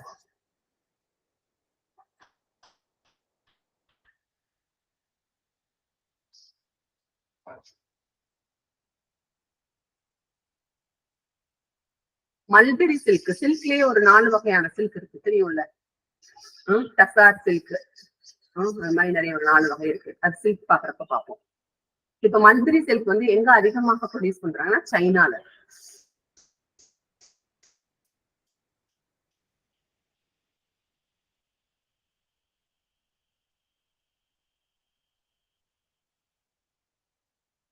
பிசிறி இயரிங்க்கு எந்த வகையான மண் வகை வந்து அதிகமாக ரெக்கமெண்ட் பண்றாங்கன்னா கிளே சாயில். முன்னாடியே நம்ம பேசணும் அது இல்லையா.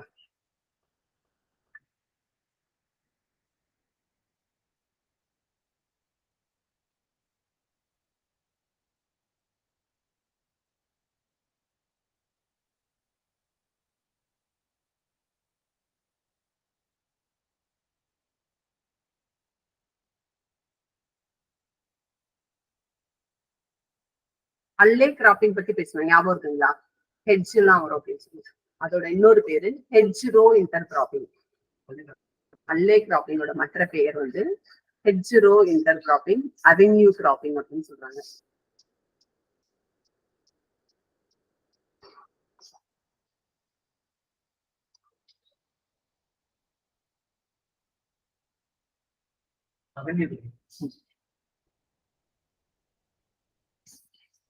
முன்னாடியே பேசணும். அனரோபிக் கண்டிஷன், அதாவது காற்று புகாத இடத்துலதான் வந்து இந்த கோபார் ப்ரொடக்ஷன் வந்து அதிகமா இருக்கும். கோபாருங்கிறது வந்து என்னது, நம்மளுடைய மீத்தேன், கோபார் கேஸ் தானே சொல்லுவாங்க, அது தெரியும்ல உங்களுக்கு.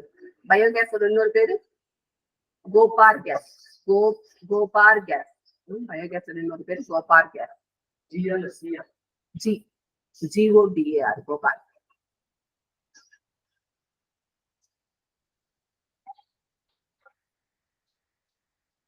இக்ரிசாட் எங்க இருக்குன்னு சொன்னோம்,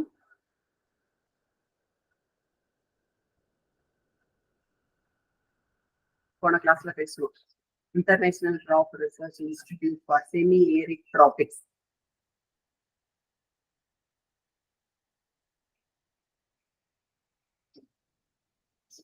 அது முக்கியம், அதுவும் அதிகமா கேட்கறாங்க. எஸ்டாப்ளிஷ் பண்ணது வந்து 1922. அதுவும் போன கிளாஸ்ல பேசணும். இந்த வீடியோ திருப்பி பாப்பீங்களா? நம்ம அப்லோட் பண்றோம்ல.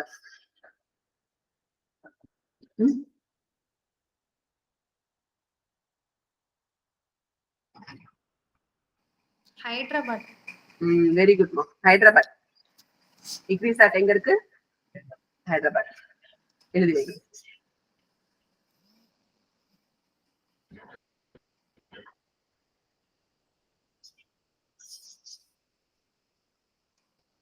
ஃபர்ஸ்ட் கேவிகே கிருஷி விக்யான் கேந்திரா. ஃபர்ஸ்ட் கேவிகே வந்து 1974 உருவாக்கியிருக்காங்க.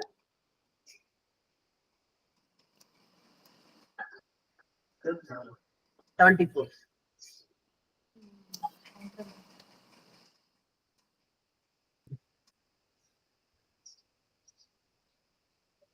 யூஸ்வலா வந்து பாத்தீங்கன்னா ட்ரைலேண்ட் ஃபார்மிங்ல ஆர்கானிக் மேட்டர் கண்டென்ட் வந்து கம்மியா தான் இருக்கு. less than 1%.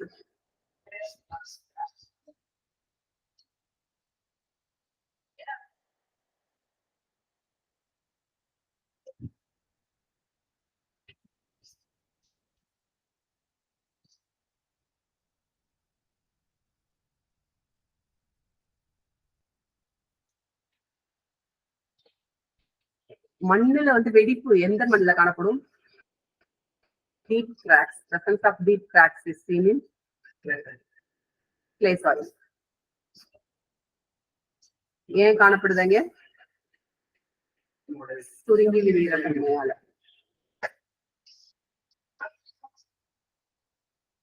எந்த வகையான அமினோ ஆசிட்ஸ் வந்து மாய்ச்சர் ஸ்ட்ரெஸ் கண்டிஷன்ல, தண்ணி பத்தல அப்படிங்கிற கண்டிஷன்ல பிளான்ட்ல இப்ப காலையில பார்த்தோம், இது ஒரு அமினோ ஆசிட் வந்து அக்யூமுலேட் ஆகும் அப்படின்னு பார்த்தோம்.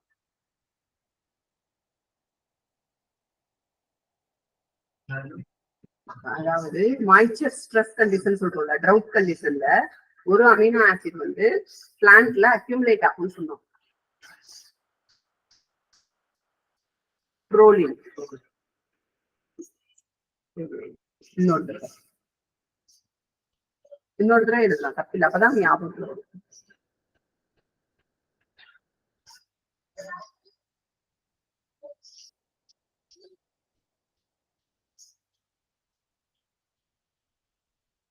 இந்த வாட்டர் டெபிசிட் சென்சார் அப்படின்னு சொல்லுவாங்க. அதாவது இப்ப என் உடம்புல வந்து தண்ணி குறைஞ்சு போச்சு அப்படின்னா, இது நம்ம பாடி பிளான்ட்டுக்கு பேசிட்டு இருக்கோம் சரிங்களா, நாம மனிதர்களுக்கு பேசியிருக்கோம் அப்படின்னா, அந்த சென்சார் அப்படின்னு சொல்லுவாங்கல்ல, ட்ரிகர் நடக்கும்ல, ஒண்ணு ட்ரிகரிங் நடக்குதுல்ல, எது வந்து அந்த ட்ரிகரிங்க வந்து தூண்டுது, எதை வச்சு பிளான்ட் வந்து ரெகனைஸ் பண்ணுது, என் உடம்புல தண்ணி குறைஞ்சு போச்சு, தண்ணி சத்து இல்ல, எனக்கு எங்கேயாவது தண்ணி வேணும், நான் மயங்க போறேன் அப்படின்னு சொல்லுது இல்லையா, அது எங்க நடக்குது அப்படின்னா, அந்த சென்சார் இருக்கு இல்லையா, அது வந்து அப்சிசிக் ஆசிட், அதுதான் வந்து it act as a water deficit sensor. Water deficit sensor, நீர் பற்றாக்குறை சென்சாராக, தாவரங்களில் நீர் பற்றாக்குறை சென்சாராக எது வந்து இது பண்ணுதுன்னா அப்சிசிக் ஆசிட். Abscisic acid.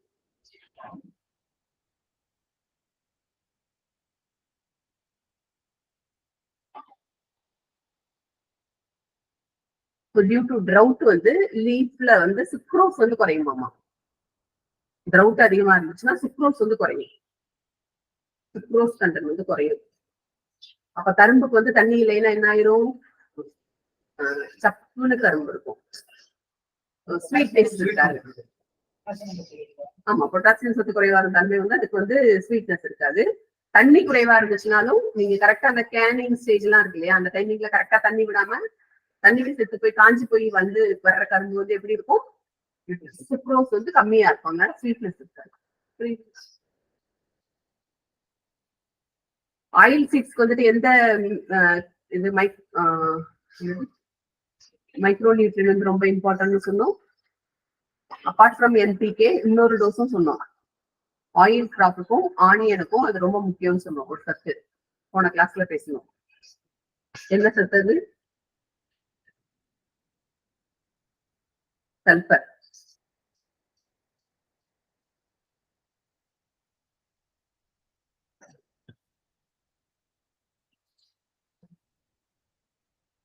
ஒரு டேம்ல இருந்து செக் டேம் ஆகட்டும் இல்ல பெரிய டேம் ஆகட்டும், அந்த டேம்ல இருந்து என்ன பண்றாங்கன்னா தண்ணியை திறந்து விடுவாங்கல்ல, அந்த திறந்து விடுறாங்கல்ல, அந்த சற்று சற்று மாதிரி ஏதோ திறந்து விடுவாங்க. அது பேர் என்னது?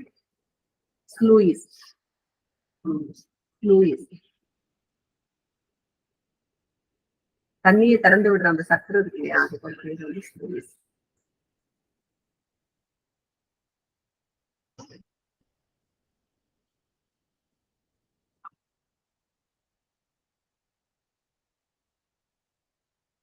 யூஸ்வலா காம்பவுண்டோட சைஸ் வந்து 100ல இருந்து 300 மீட்டர் ஸ்கொயர், மீட்டர் கியூப்.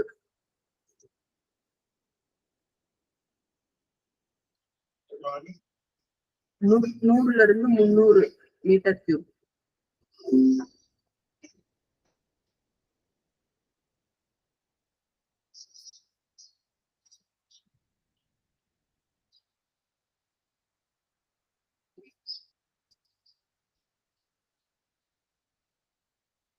நூறுல இருந்து 300 மீட்டர் கியூப்.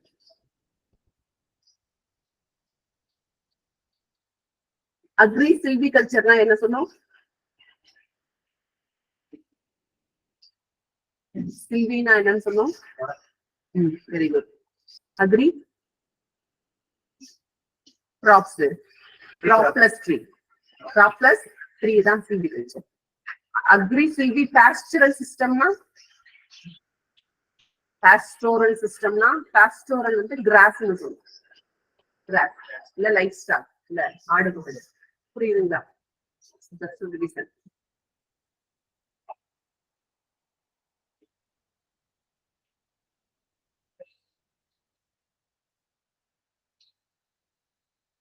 இந்த வாட்டர் செட் பார்த்தோம் இல்லையா,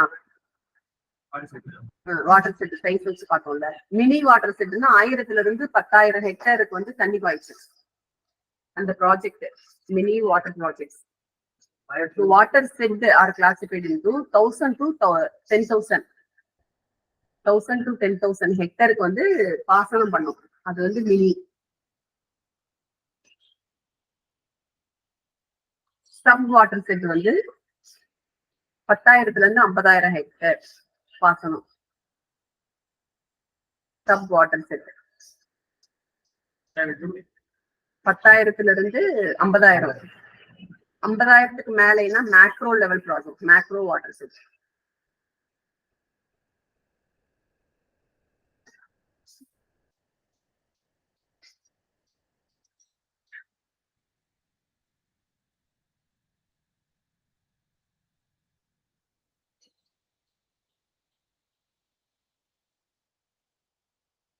டேம் ரொம்ப முக்கியம். ப்ரீவியஸ் இயர்ல கேட்ட கேள்வி. DAM dam. DAM dam. Vascular or vascular mycorrhizae.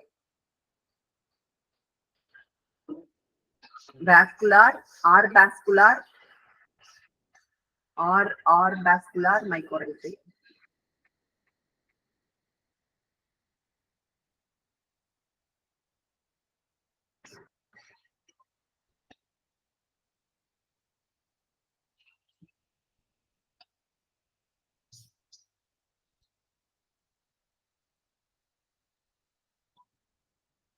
TNDP யோட விரிவாக்கம்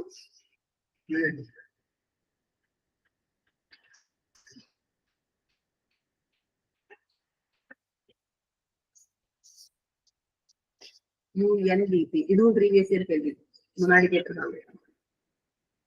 United Nations Development program.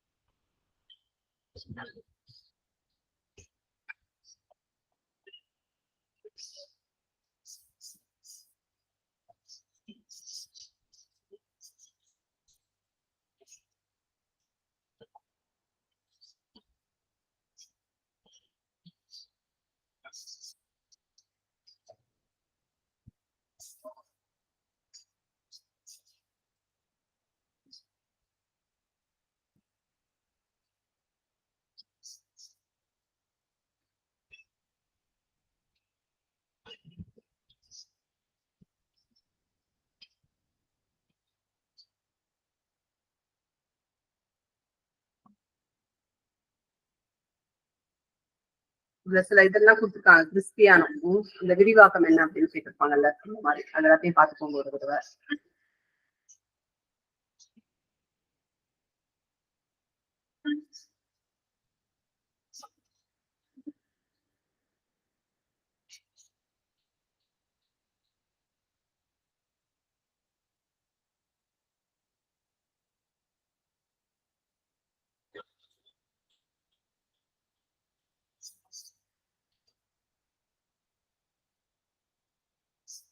Plastic mulching வந்து எப்ப போவாங்கன்னா, காஸ்ட் வந்து ஒரு பெரிய மேட்டரா கிடையாது அவங்களுக்கு. காஸ்ட் வந்து ஒரு பெரிய கன்ஸ்ட்ரெயின் இல்ல அப்படிங்கிறவங்க தான் வந்து எங்க போவாங்க, பிளாஸ்டிக் மல்ச்சிங்.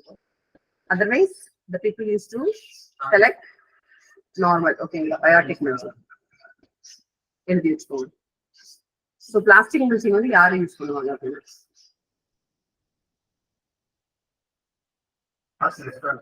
காஸ்ட் அதிகமா இருக்கிறவங்களுக்கு.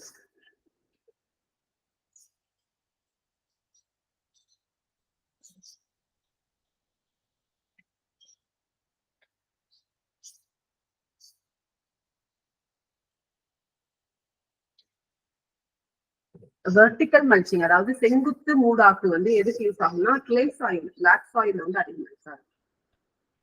செங்குத்து மூடாக்கு வெர்டிக்கல் மல்ச்சிங்.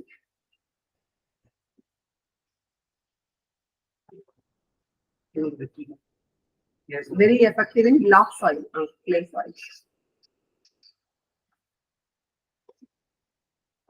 நீங்க மல்ச்சிங் மூடாக்கு போடுறதால சாயில் சலைனிட்டி ப்ராப்ளம் வந்து ரெடியூஸ் ஆகும்னு சொல்றாங்க.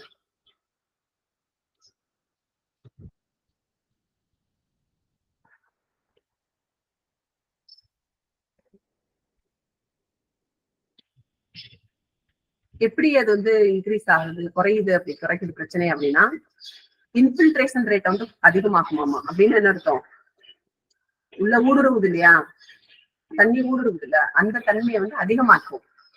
ஓகேங்களா, அப்ப மேலால இருக்கிற சால்ட் புறம் என்ன ஆயிரும், கீழே ஊடுருவி கீழே போயிடும்.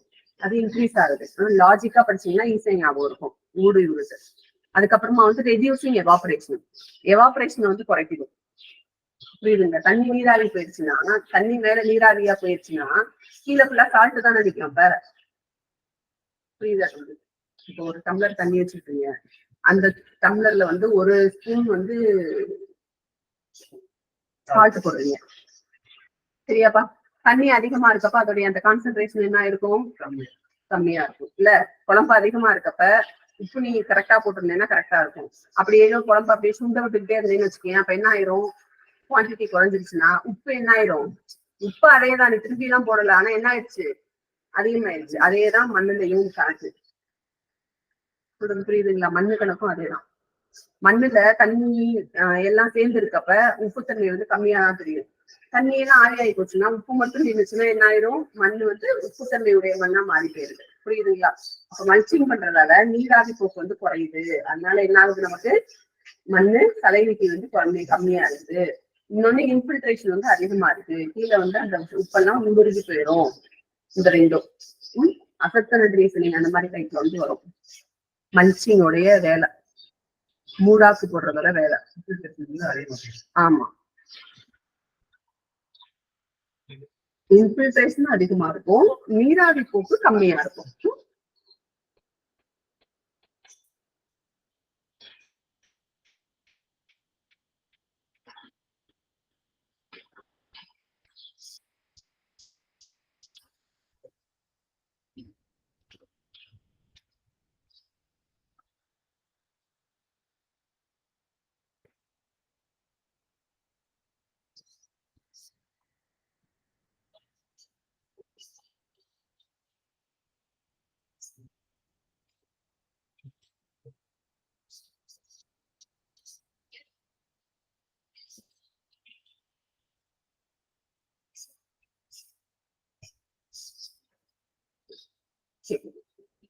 ஸோ நான் பொல்யூட்டிங் அதாவது பொல்யூஷன் என்ன அர்த்தம், மாசற்ற புதுப்பிக்கத்தக்க வளங்கள்ல இப்ப அதிகமாக பேசப்பட்டு கொண்டிருக்கும் வளங்கள் வந்து முக்கியமா வந்து பாத்தீங்கன்னா ஹைட்ரோ பவர் ஸ்டேஷன். ஹைட்ரோனா யாரு, நீரின் மூலமாக நீர்மின் நிலையங்கள், நீர்மின் நிலையங்கள், நீர்மின் நிலையங்கள். சோ இது வந்து இதனால மாசு வந்து கம்மியா தான் இருக்கும். சரிங்களா, மாசு கம்மியா இருக்கும். ஓகேவா. இன்னொன்னு டைடல். டைடல்னா அலை, அலை மூலமாக வந்து மின்சாரம் எடுக்கிறது. அடுத்து வந்து விண்டு, காற்று மின் ஆலைகள். அடுத்து சோலார்.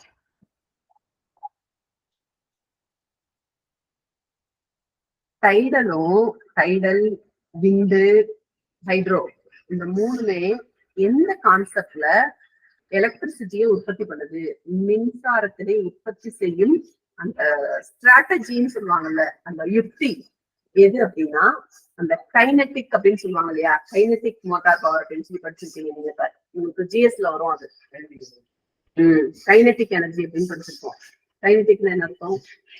அந்த டர்பின், டர்பிடிட்டி அப்படின்னு சொல்றாங்க. அந்த டர்பின் அந்த ஒரு 3 இது மாதிரி இருக்கும், அது சுத்திக்கிட்டே இருக்குல்ல. இப்ப விண்டே பாருங்களேன், அந்த ஒரு 3 இருக்கா, அது சுத்திக்கிட்டே இருக்கா, அந்த கைனெட்டிக்னு சொல்றாங்க. அந்த நகர்ந்துகிட்டே இருக்கு, மூவ் ஆகிக்கிட்டே இருக்கும்.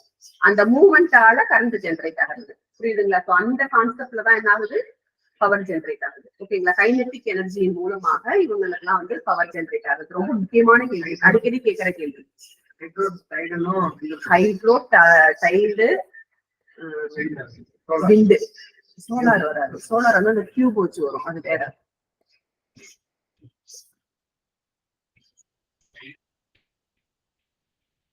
வேலட்டா சோலார் என்ன வருது, எனக்கு ஒரு கியூப் மாதிரி இருக்குது.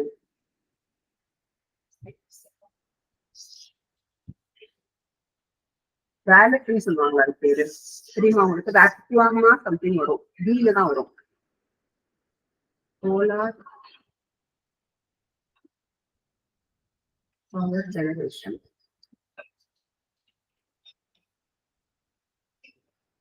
பிவி செல்ஸ் அப்படின்னு சொல்லுவாங்க. இந்த வி வந்து என்ன செய்யும்,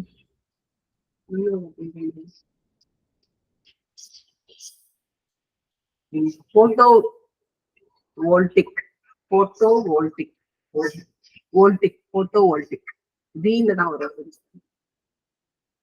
போட்டோ வோல்டிக்.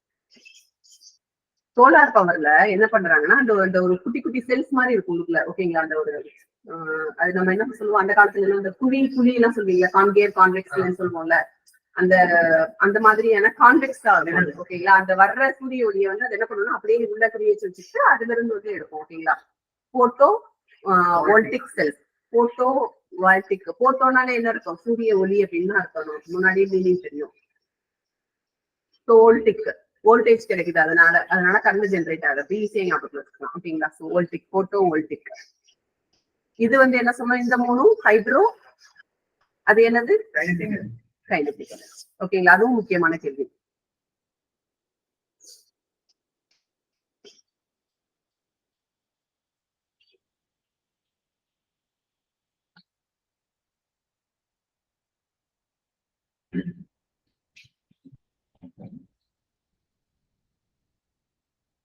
இந்தியாவுல பிளைன் ரீஜியன்ஸ் சொல்லுவாங்க, சமவெளி பகுதிகள் வந்து 43% இருக்காமா.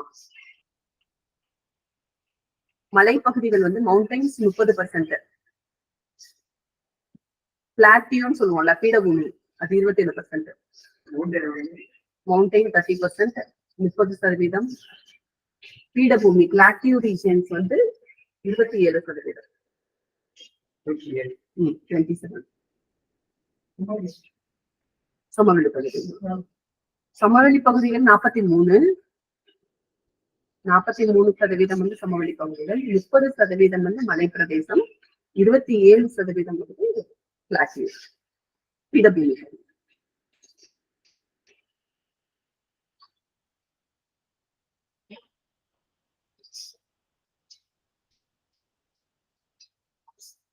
Okay, so the continuous area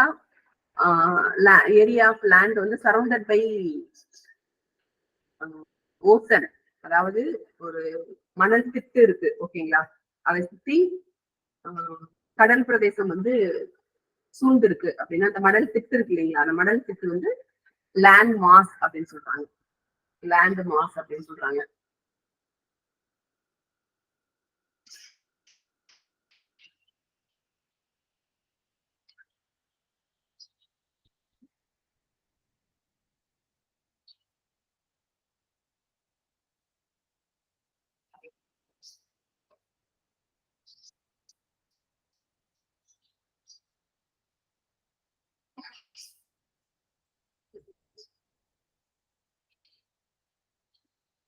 soil erosion பத்தி பார்த்தோம்ல, அதுல சாயில் எரோடிபிலிட்டி அப்படின்னு ஒரு வார்த்தை. எரோடிபிலிட்டி அதாவது அந்த மண் வந்து மண் அரிப்பு தன்மை வந்து எப்படி இருக்கு அப்படின்னு சொல்லிட்டு. ஓகேங்களா? The ability of soil to resist erosion, அதாவது மண்ணின் பிசிக்கல் கேரக்டர்ஸ் சொல்லுவாங்க இல்லையா? பிசிக்கல் கேரக்டர்ஸ்னா எது? இயற்பியல் கூறுகள். மண்ணின் இயற்பியல் கூறுகளால் மண் அரிப்பு தடுக்கப்படுது இல்லைங்களா? அதான் வந்து எரோடிபிலிட்டி அப்படின்னு சொல்றாங்க.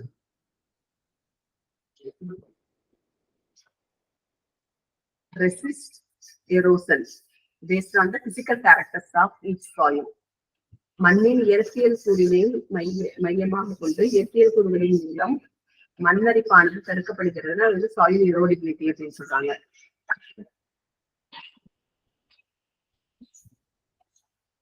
Hydroponics is a technique of growing crops without hydroponics என்ன சொல்லுவோம்? அந்த நீர் வந்து தண்ணியில வச்சு வளர்க்கறது. அப்ப அங்க வந்து மண்ணுக்கு வேலை இல்லை. மண்ணில்லா விவசாயம்.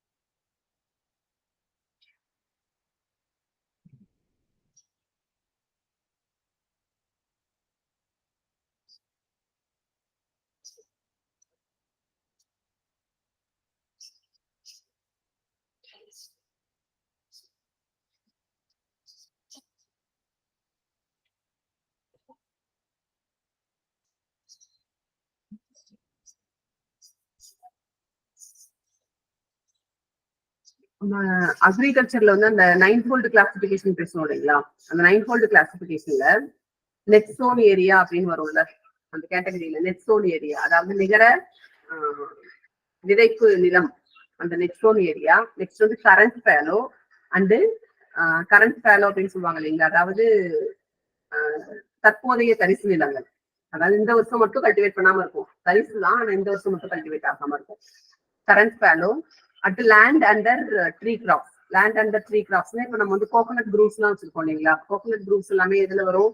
Land under tree crops. இப்போ உங்க ஏரியாவில் அலங்காநல்லூர்ல எடுத்துக்கிட்டீங்கன்னா அங்கங்க வந்து பாத்தீங்கன்னா கொய்யா தோப்பு இருக்கும், மாந்தோப்பு இருக்கும் இல்லையா? இந்த மாதிரியான தோப்புகள்லாம் வந்து என்ன ஆகுதுன்னா லேண்ட் அண்டர் ட்ரீ கிராப்ஸ் வருது. இந்த 3 கேட்டகரியுமே வந்து பாத்தீங்கன்னா அக்ரிகல்ச்சரல் லேண்ட் யூஸ் கேட்டகரிக்கு கீழே வரும். எப்படி வச்சுக்கோங்க. சொல்றது புரியுதா? நெட் சோன் ஏரியா அப்படிங்கிறது ஒண்ணு, அதாவது நிகர விதைப்பு பகுதி. Next current fallow. கரண்ட் ஃபேலோங்கிறது வந்து தற்போதைய தரிசு. Next land under tree crops, மரங்கள்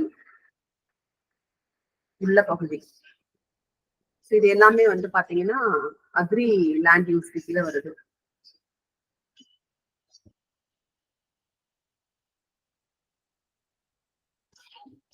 ஜம்மிங்னா என்ன சொன்னோம்? இந்தியாவுடைய நெட் சோன் ஏரியா வந்து 42.42. 42%.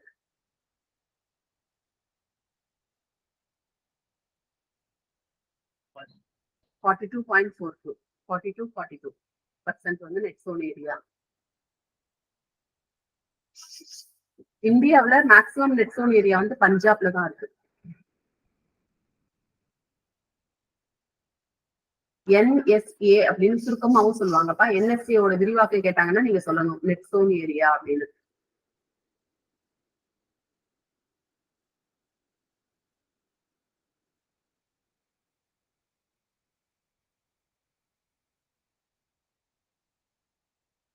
லார்ஜ்லி ஃபவுண்ட் ஃபாலோ லேண்ட், தரிசு நிலம் அதிகமா இருக்கிறது வந்து மிசோரம்ல.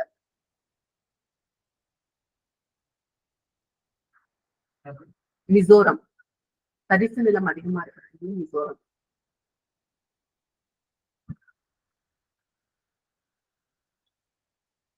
எந்த ஊர்ல வந்து ஃபாரஸ்ட் வந்து ரொம்ப கம்மியா இருக்குன்னா ஹரியானா. ஃபாரஸ்ட் வந்து 22.8 இல்லையா, 23% இருக்கு அப்படின்னு சொன்னோம் ரஃபா இந்தியாவுல. ஆனா எவ்வளவு ரெக்கமெண்டடு ஃபாரஸ்ட் வந்து எவ்வளவு ரெக்கமெண்ட் பண்றாங்க? 33%, 33%. ஆனா இருக்கிறது வந்து 22.8% தான்.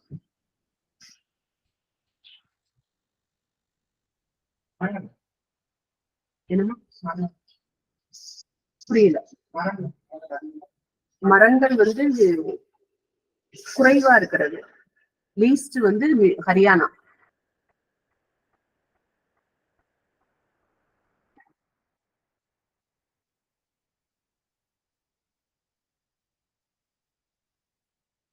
தரிசு அதிகமா இருக்கிறது மிசோரம்.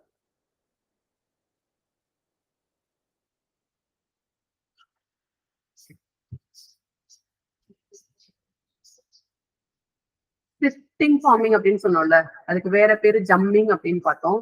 கோணம், கோணம், கோடு, இது எல்லாமே வந்து சிட்டிங் ஜம்மிங். அதுக்கு பேர் வந்து இன்னொரு பேர் கோணம், கோடு.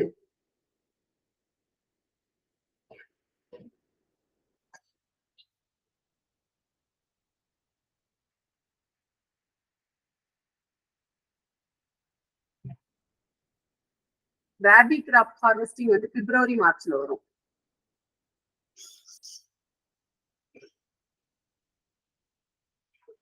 ரெய்னி சீசன்ல கல்டிவேட் பண்றது வந்து கரீஃப்.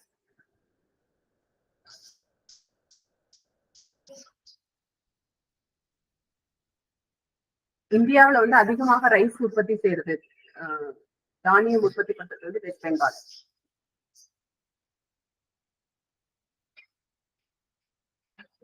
வீட் வந்து ஃபர்ஸ்ட் ப்ரொடியூசர் வந்து லார்ஜஸ்ட் ப்ரொடியூசர் சைனா, நம்ம வந்து 2வது இடத்துல இருக்கோம். இதுவும் போன கிளாஸ்ல பார்த்தோம்.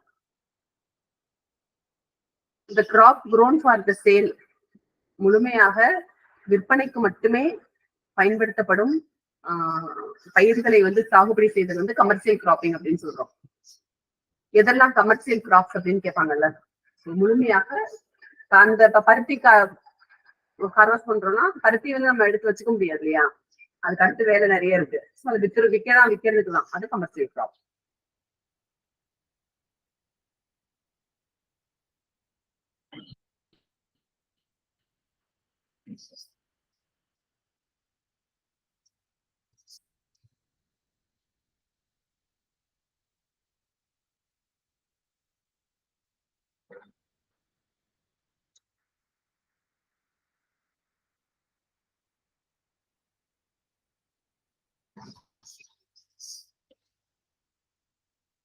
நம்ம இந்த ஜிபிஎஸ் எல்லாம் கேள்விப்பட்டிருக்கீங்களா?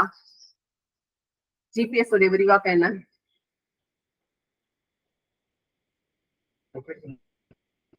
லொகேஷன் ஐடென்டிஃபை பண்றதுக்கு யூஸ் ஆகுது. அதோடைய முழு வடிவம் என்ன, அதுவும் அடிக்கடி கேட்பாங்க. Global positioning system.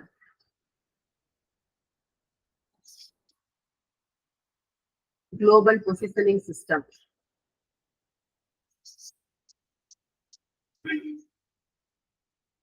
ஜிபிஎஸ்ல என்ன சொல்றோம்? Global positioning system.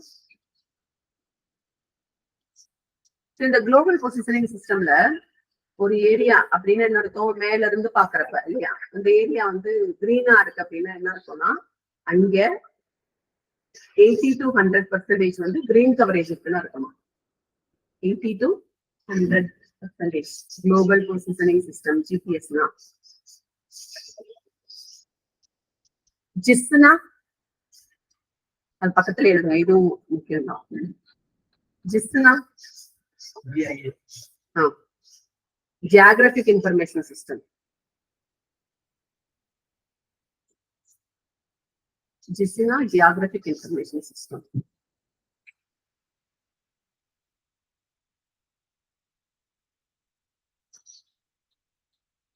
அதுல 80 to 100% வந்து கவர் இருந்துச்சுன்னா கிரீன் கலர்ல தெரியும்.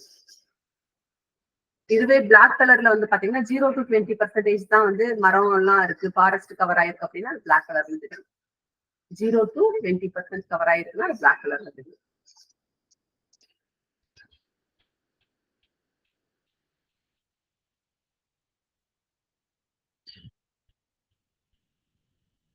இந்தியன் ஃபாரஸ்ட் ஆக்ட்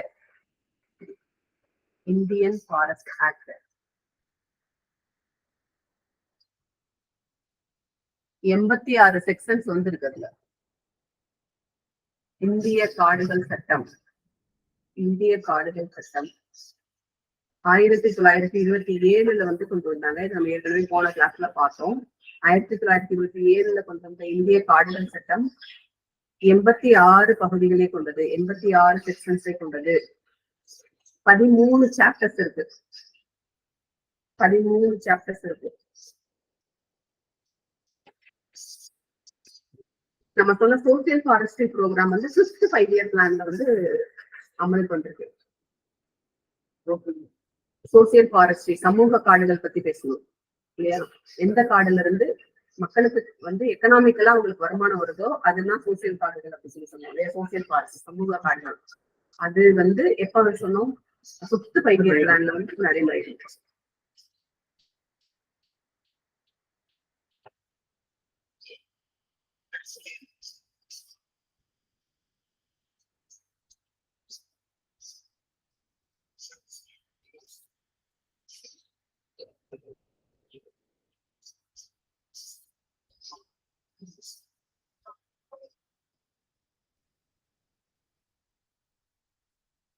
இந்தியாவில வந்து எத்தனை வகையான மூங்கில் ஸ்பீசிஸ் இருக்குன்னா 136.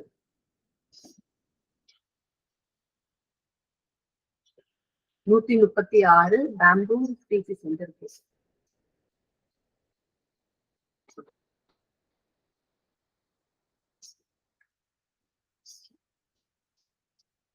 இப்போ அத வந்து 3ல இருந்து 4 வருடத்துக்கு ஒரு தடவை வந்து வெட்டுவாங்க.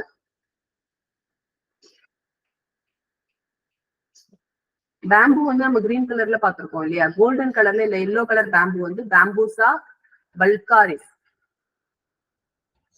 கோல்டன் பேம்பு அல்லது எல்லோ பேம்பு மூங்கில், பொன் மூங்கில் அல்லது மஞ்சள் மூங்கில் அப்படின்னு சொல்றது வந்து பேம்பூசா வல்காரிஸ்.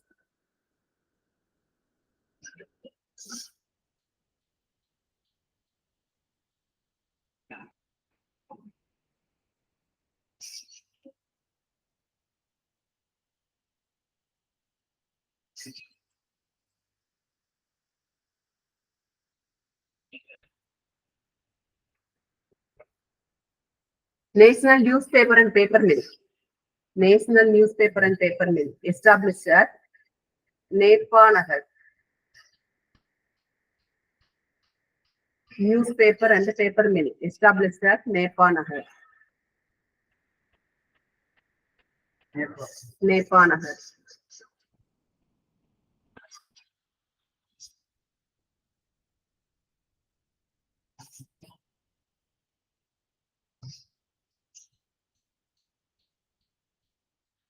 டெர்மைட் இருக்குல்ல, கரையான் எந்த பொருள்ல வந்து அதிகமா சாப்பிடும்? மரம். செல்லுலோஸ். செல்லுலோஸ்.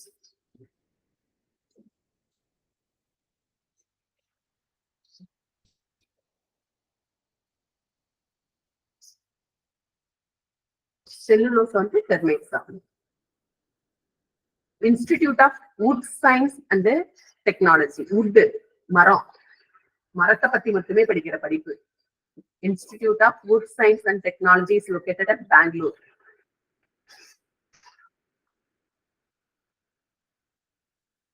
பெங்களூர்ல தான் வந்து வுட் சயின்ஸ் அண்ட் டெக்னாலஜி வந்து இருக்கு.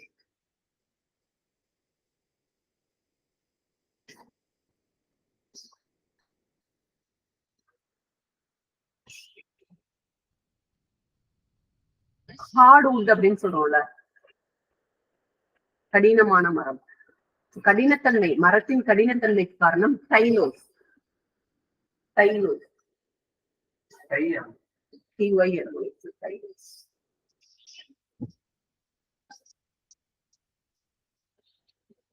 அடுத்து ஹார்ட் வுட் அப்படின்னு சொல்லுவோம்ல, வைரம் பாஞ்ச கட்டைன்னு பேசுவீங்கல்ல,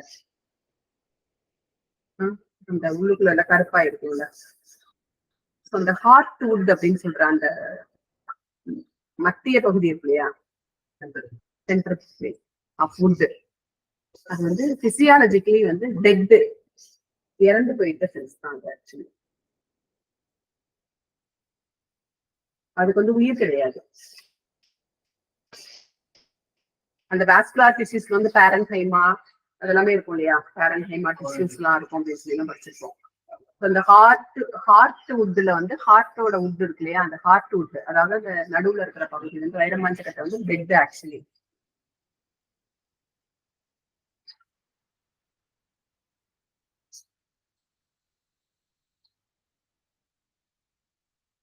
யூஸ்வலா ரெட் ரஸ்ட் இன் யூகலிப்டஸ் கேக்குறாங்க. ரெட் ரஸ்ட்னாலே வந்து பாத்தீங்கன்னா என்ன இருக்கும்னா, ரஸ்ட்னா துரு இல்லையா, சென் துரு நோய், இந்த சென் துரு நோய் வந்து உங்களோட கோவாவிலையும் அதிகமா வரும். கோவா பிளான்ட் இருக்கு இல்லையா, அங்கேயும் அதிகமா வரும், யூகலிப்டஸ்லயும் வரும். ஸோ அது வந்து ஆல்கே டிசீஸ். பூஞ்சை நோய், பூஞ்சையா, பாசி பாசி பாசி பாசி நோய், ஆல்கே டிசீஸ், பாசி நோய்.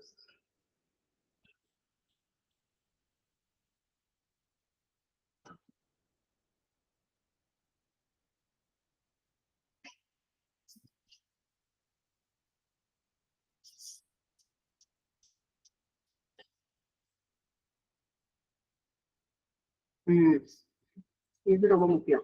So father of insect physiology, father of insect physiology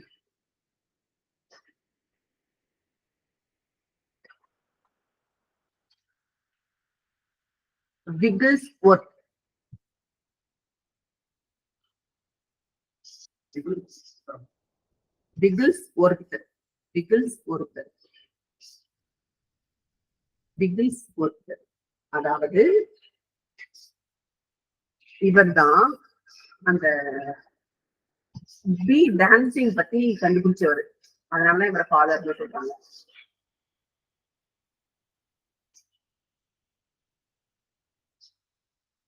B dance ஆடும் தெரியுமா, அது கேள்விப்பட்டிருக்கீங்க இல்லையா, படிச்சிருப்பீங்க இல்லையா. அந்த 8 மாதிரி போட்டுச்சுன்னா பக்கத்துலயே வந்து அதுக்கு ஃபுட்டு கிடைக்குதுன்னு அர்த்தம். ஓகேங்களா, பின்னாடி மாதிரி போயிட்டு வந்துச்சுன்னா அந்த மாதிரி. ஸோ அந்த டான்சிங் ஸ்டெப் வந்து கண்டுபிடிச்சது வந்து இந்த விகில்ஸ்வொர்த் தான். அதனாலதான் அவர் வந்து ஃபாதர் ஆஃப் இன்செக்ட் பிசியாலஜி அப்படின்னு சொல்றாங்க.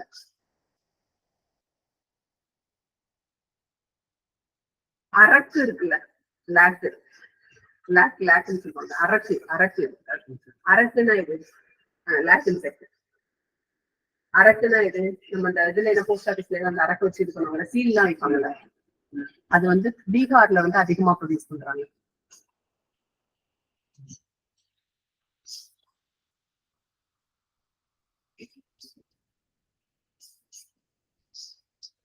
ஸ்பைக் டிசீஸ் அப்படிங்கிறது வந்து ஒரு காமன் டிசீஸ் இன் சாண்டல்வுட். நம்மளுடைய சந்தன மரத்துல ஸ்பைக் டிசீஸ் அப்படிங்கிற டிசீஸ் வந்து அதிகமாக வருது.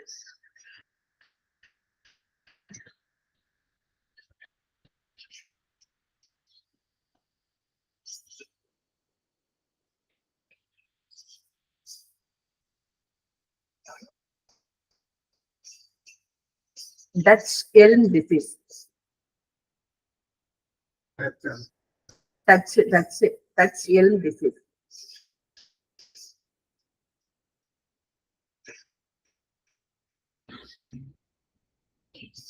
Dutch elm disease.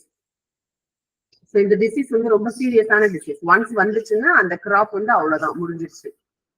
இது வந்து ஒரு வகையான ஃபங்கல் டிசீஸ்.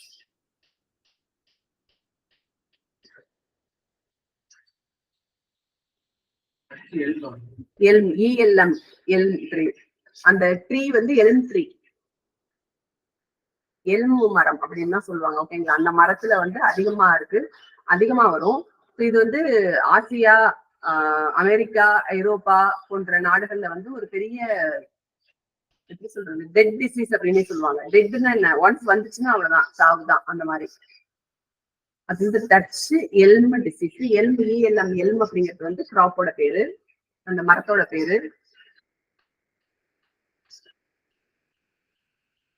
இது வந்து ஒரு பூஞ்சை நோய்.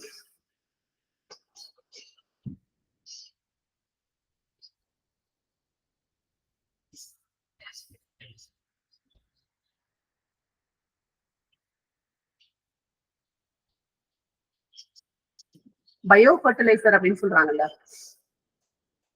உயிர் உரங்கள். ஃபர்ஸ்ட் வந்து 1895 வந்து இனாகுலேட் பண்ண ஆரம்பிச்சாங்க.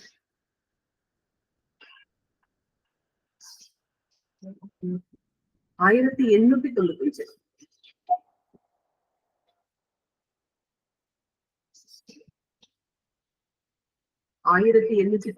தான் வந்து பயோ ஃபர்டிலைசர் வந்து ஆரம்பிச்சு, அந்த இனாகுலேஷன் பேசினது ஆரம்பிச்சது 1895. சீட் ப்ரொடக்ஷனுக்கு வந்து போறோம். விதை சாகுபடி வந்து நான் பண்ண போறேன், நான் வந்து கிரெயின்ஸ் எல்லாம் பண்ண போறது இல்ல, விதை தான் பண்ண போறேன் அப்படின்னா மினிமம் அந்த ஃபார்மரு 4 ஹெக்டர் லேண்ட் வச்சிருந்தாருன்னா தான் he is eligible to apply for the seed சர்டிபிகேஷனுக்கு வந்து அப்ளை பண்ண முடியும். புரியுதுங்களா? நான் ஒரு விவசாயி, இந்த 4 ஹெக்டர் மினிமம் இருந்துச்சுன்னா தான் நான் என்ன பண்ண முடியும், இந்த சீடு ப்ரொடக்ஷனுக்கு வந்து நான் போக முடியும், விதை உற்பத்திக்கு வந்து நான் போக முடியும், அப்ளை பண்ண முடியும்.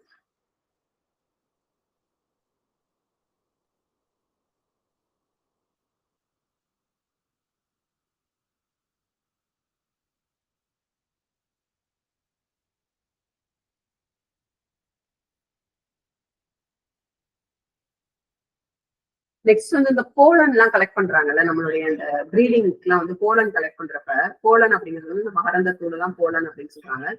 அந்த மகரந்தத்தூள் வந்து 1 நாள்ல இருந்து 3 வருஷம் வரைக்கும் வந்து ஸ்டோர் பண்ணி வைக்கலாம் அப்படிமா.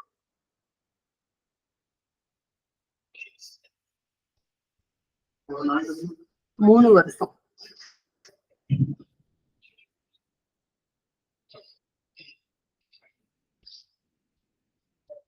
முன்னாடி சொன்ன மாதிரி சோசியல் ஃபாரஸ்ட்ரி மூலமா வந்து மக்களுக்கு இன்கம் கிடைக்கும்னு சொன்னோம் இல்லையா? கவர்மெண்டோட புறம்போக்கு லேண்ட்ல கல்டிவேட் பண்ணி எடுத்துக்கலாம் அப்படின்னு சொல்லி சொன்னோம். இப்ப இதுக்கு வந்து ஒரு நல்ல ஒரு எக்ஸாம்பிள் சோசியல் ஃபாரஸ்ட்ரி சொன்னோம்னா, நம்மளோட கிராமங்கள்ல இது வச்சிருப்பாங்க, அது பேர் என்ன, டேமரின் ட்ரீ, புளியமரம் நட்டு வச்சிருப்பாங்க. அதுல இருந்து வர்றது வந்து உளுத்து எடுத்துக்குவாங்க இல்லையா மக்கள் அன்னைக்கு போற வரவங்க.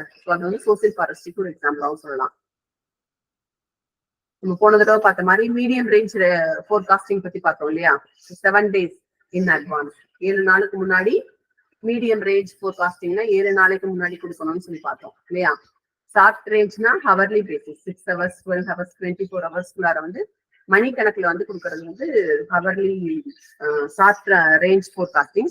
இந்த ஷார்ட் ரேஞ்ச் ஃபோர்காஸ்டிங் வந்து எதுக்கு யூஸ் ஆகுது அப்படின்னு பாத்தீங்கன்னா, பிளான் ஃபார் த சோயிங், விதைக்கிறதுக்கு, இரிகேஷன், நம்ம இன்னைக்கு தண்ணி பாய்ச்சலாமா வேணாமான்னு முடிவு பண்றதுக்கு, ஃபர்டிலைசர் அப்ளிகேஷனுக்கு இல்லையா? இப்ப வந்து மழை பெஞ்சிருச்சுன்னா நம்ம இன்னைக்கு அப்ளை பண்ணி வச்சிருக்கோம் ஃபர்டிலைசர், அடுத்த ஒரு 1 மணி நேரத்துல மழை பிச்சு உதச்சுன்னா என்ன ஆகும், அப்ளை பண்ண ஃபர்டிலைசர்லாம் வேஸ்ட் ஆகிடும் இல்லைங்களா? ஸோ அப்போ வந்து நான் ஃபர்டிலைசர் அப்ளை பண்ணணும். இது எல்லாத்துக்குமே வந்து ஷார்ட் ரேஞ்ச் வெதர் ஃபோர்காஸ்டிங் வந்து யூஸ்ஃபுல்லா இருக்கும். ஓகேவா? ஸோ ஒண்ணு அந்த டைமிங் தெரிஞ்சுக்கிறது, அதனால என்ன பயன், அசப்ஷன் அண்ட் ரீசனிங் அப்ப இந்த மாதிரி தெரிஞ்சுக்கணும், எழுதி வச்சுக்கோங்க அதெல்லாம்.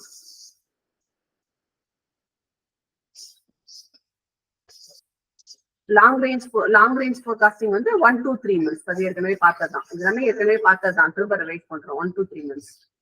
இது வந்து planning for the farming activities வந்து நம்ம பிளான் பண்ணிக்கலாம், எப்ப பண்ணலாம், என்ன பண்ணலாம், எப்ப சோயிங் பண்ணலாம் அப்படின்னு சொல்றதுக்கு. மீடியம் ரேஞ்ச் ஃபோர்காஸ்டிங் வந்து இன்டர்கல்ச்சரல் ஆபரேஷனுக்கு வந்து யூஸ் ஆகும். சரியா?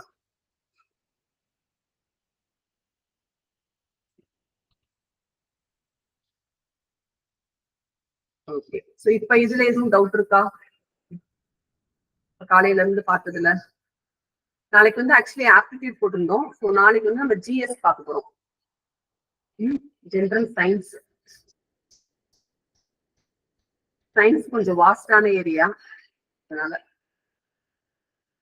இப்போ வரைக்கும் போட்டிருக்கிறதுல பேசிட்டு இருக்கிறதுல நமக்கு எதுவும் டவுட்